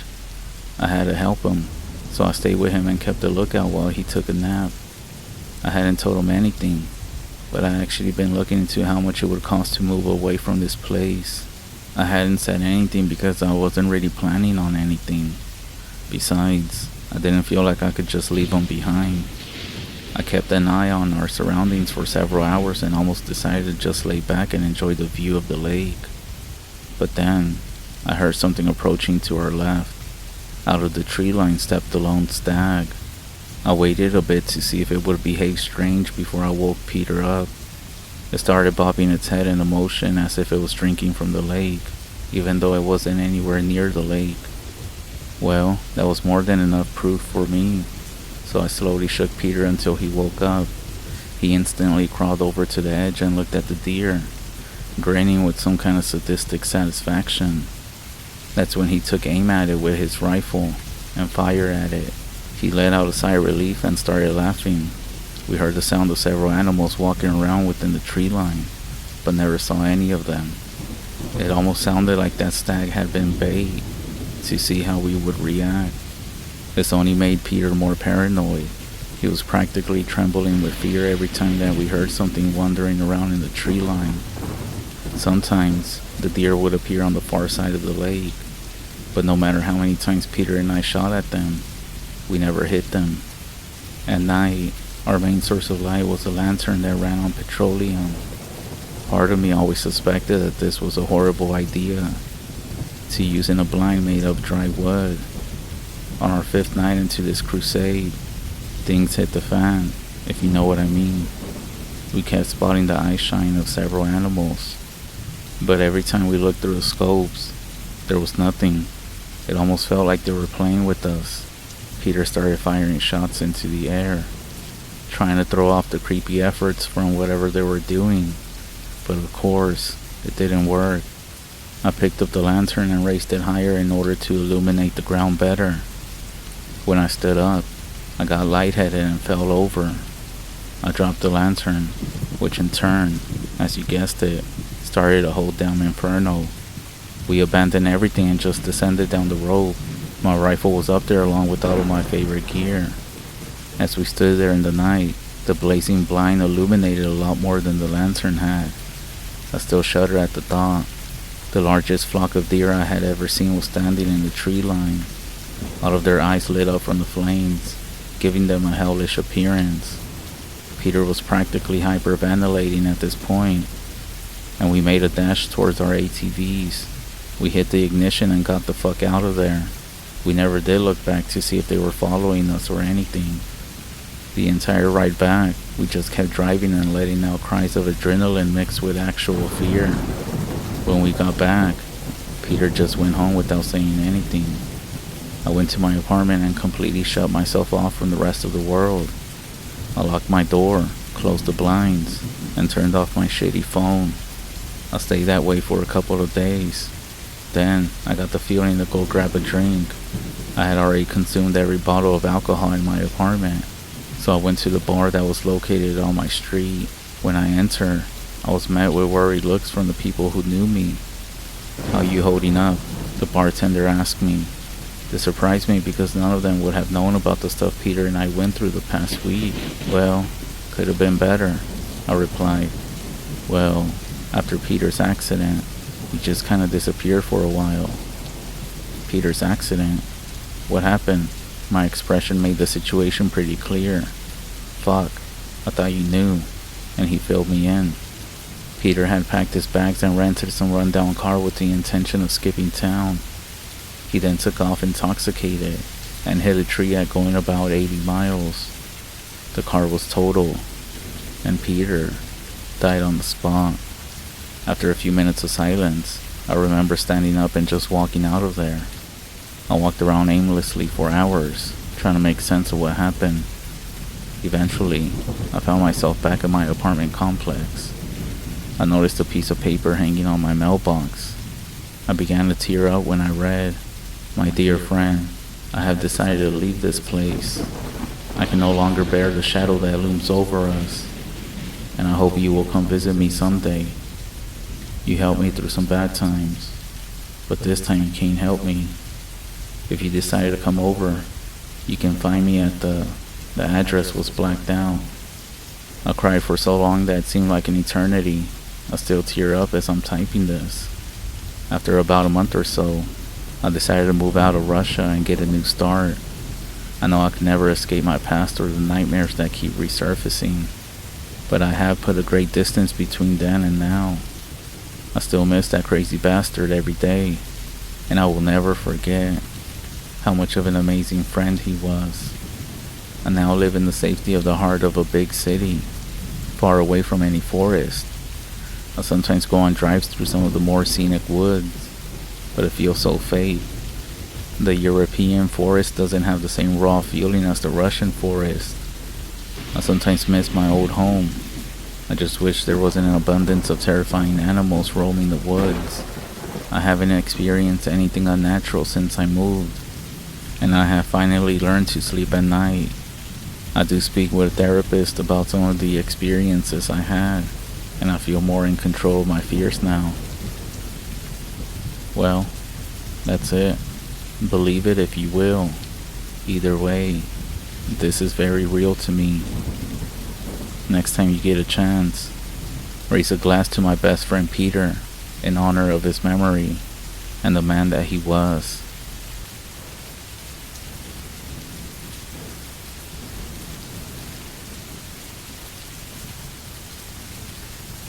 Back in 2002, in West Virginia, I was 19 when my dad told me that Granddad had died.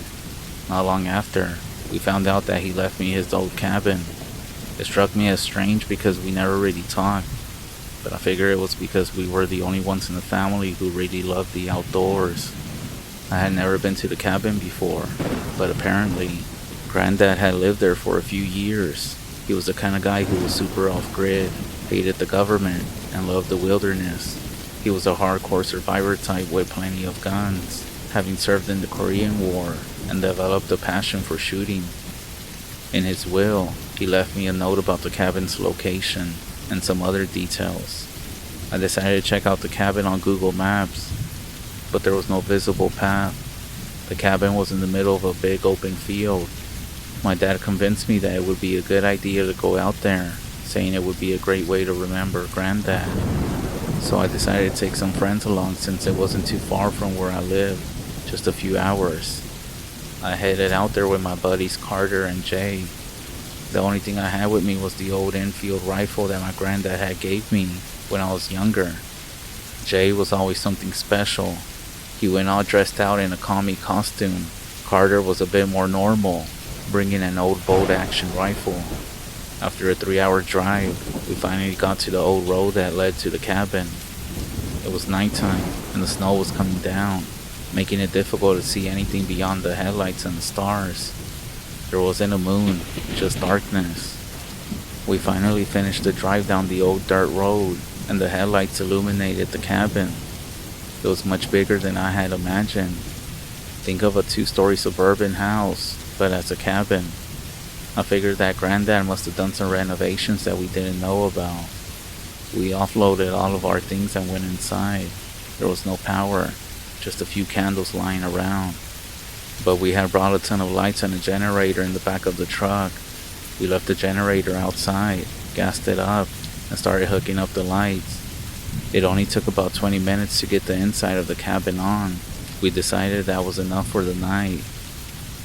There were only 2 bedrooms. Carter chose to sleep on the couch in the front room. I took what used to be Granddad's room, while Jay took the guest room. The room was dusty, but it was pretty comfortable. I set up all my gear inside, leaned my trusty Enfield against the nightstand, and went to bed. I switched off the lights and quickly fell asleep. Sometime later, I woke up to Jay, still in his full Chinese gear, shaking my shoulder. "What do you want?" I asked. "I just heard something crunching in the snow, and then the generator went off," he said. I tried to reassure him, saying it was most likely just a coincidence, but Jay kept insisting, "There's totally a person out there." I figured it might be someone messing with us, or maybe a hobo trying to scare us off so they could take shelter in the cabin. I asked if he saw anything out the window since we had placed the generator right outside his window. "Fuck no, I'm not looking out my window when there's something out there," he said.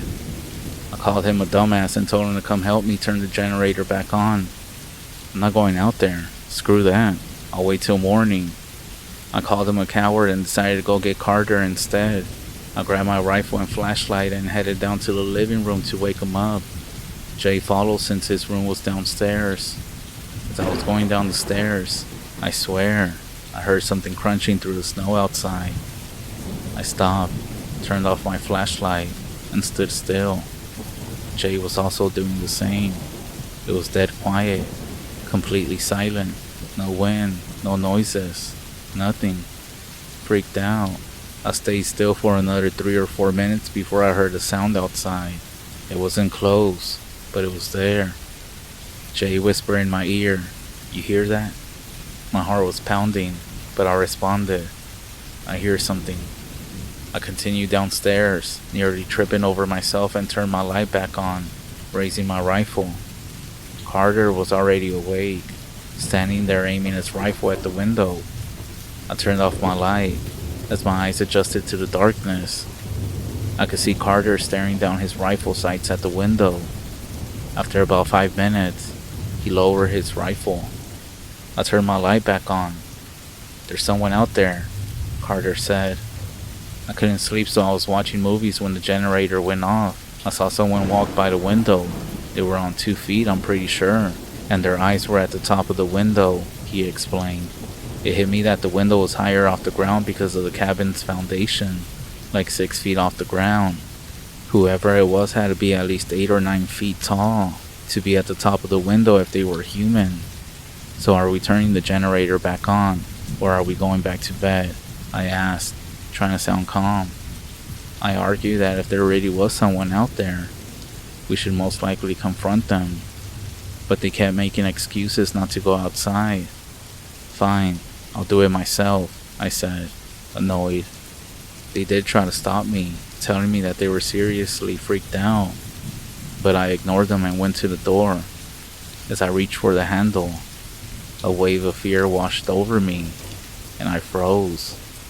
After a moment, I broke through whatever trance I was in and slammed the door open. I scanned the area with my rifle and light, and for a second, I saw something moving in the woods. You have to understand, there was a solid 250 feet of field between the cabin and the tree line, and I had one of those powerful spotlights. The light only illuminated the edge of the forest, but I saw it. Something standing against the trees.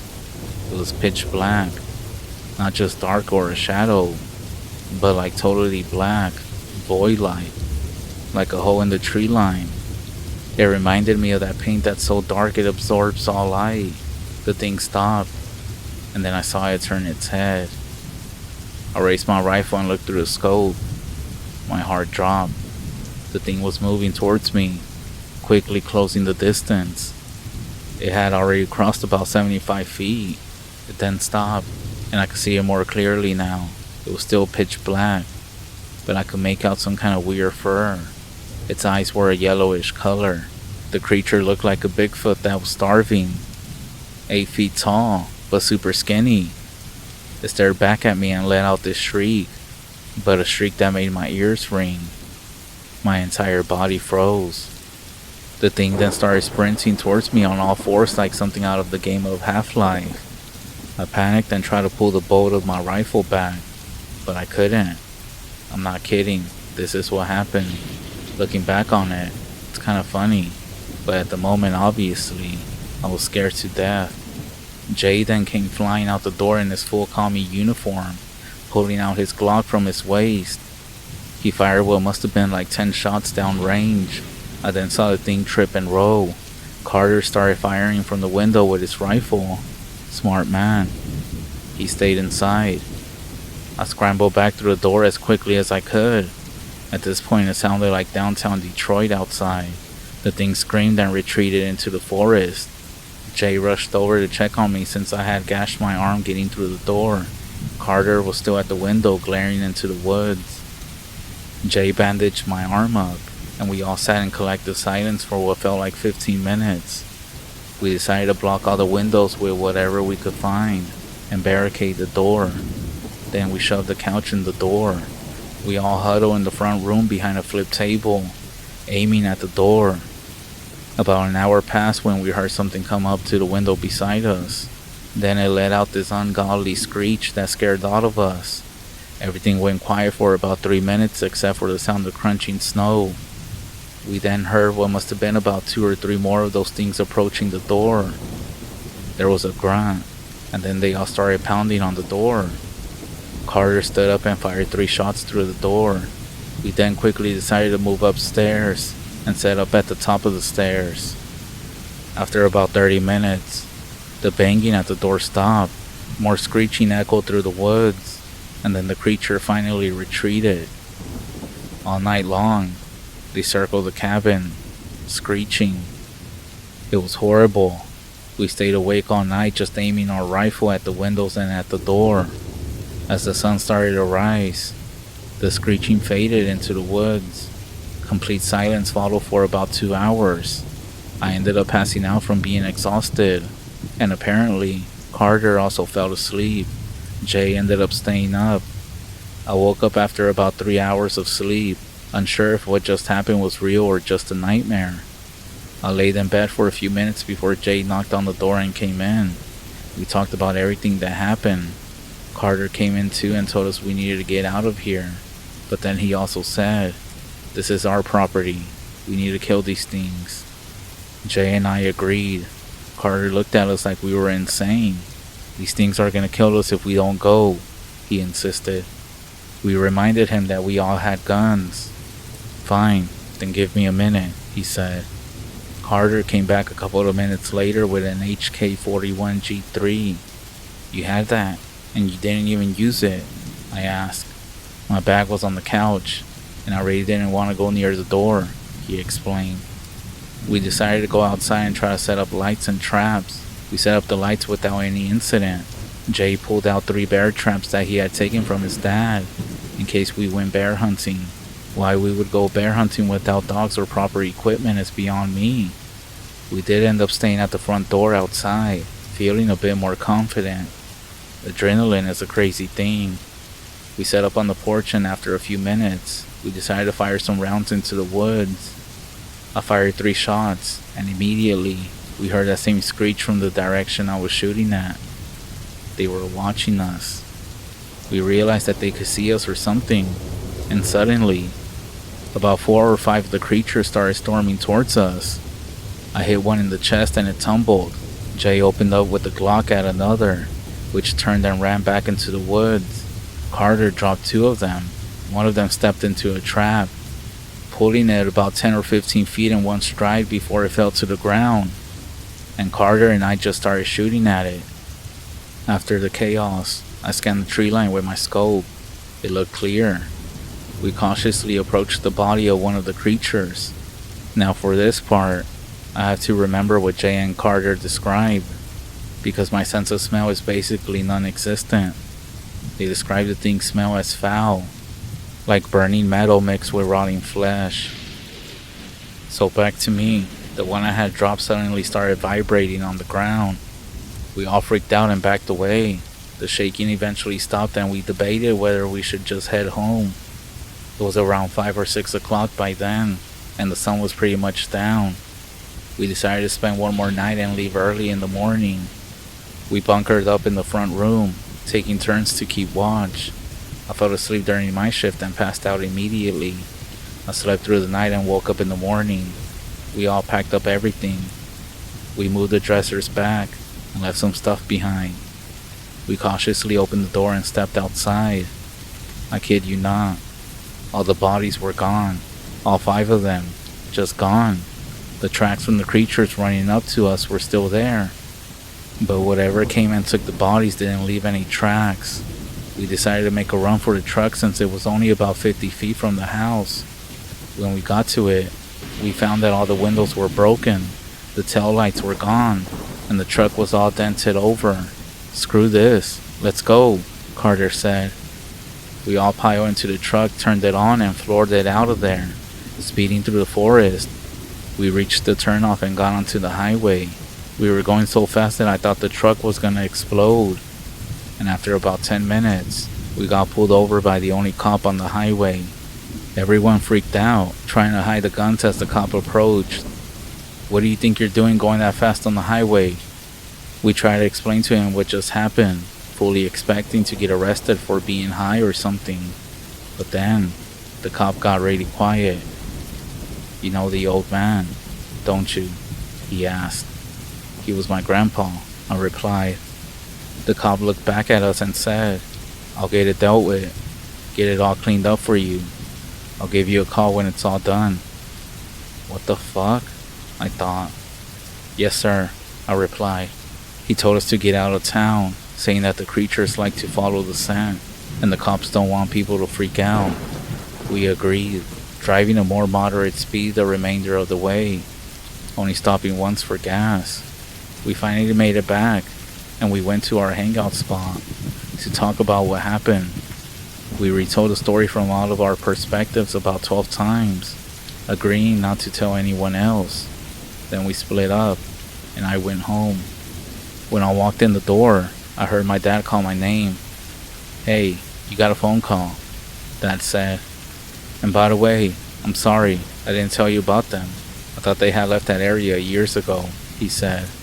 I tried to get him to tell me what they were, but he refused, saying that the government would deal with it.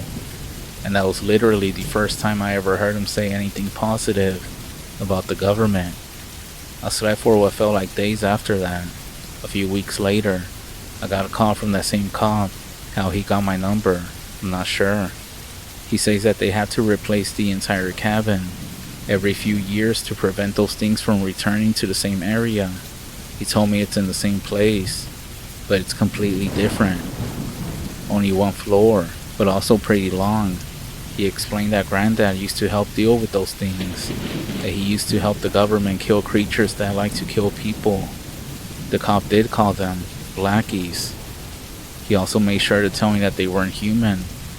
He wished me good luck in my future plans, and I returned the wish before he hung up. This was all 20 years ago. I'm now telling the story for the first time because I wanted to get it off my chest and hear what others think about it. I honestly don't believe it was a Bigfoot, Skinwalker, or Wendigos. Whatever it was something far less known. I only been back to the cabin twice since then. Once with the same two guys and my girlfriend, and once by myself. The cabin was different every time.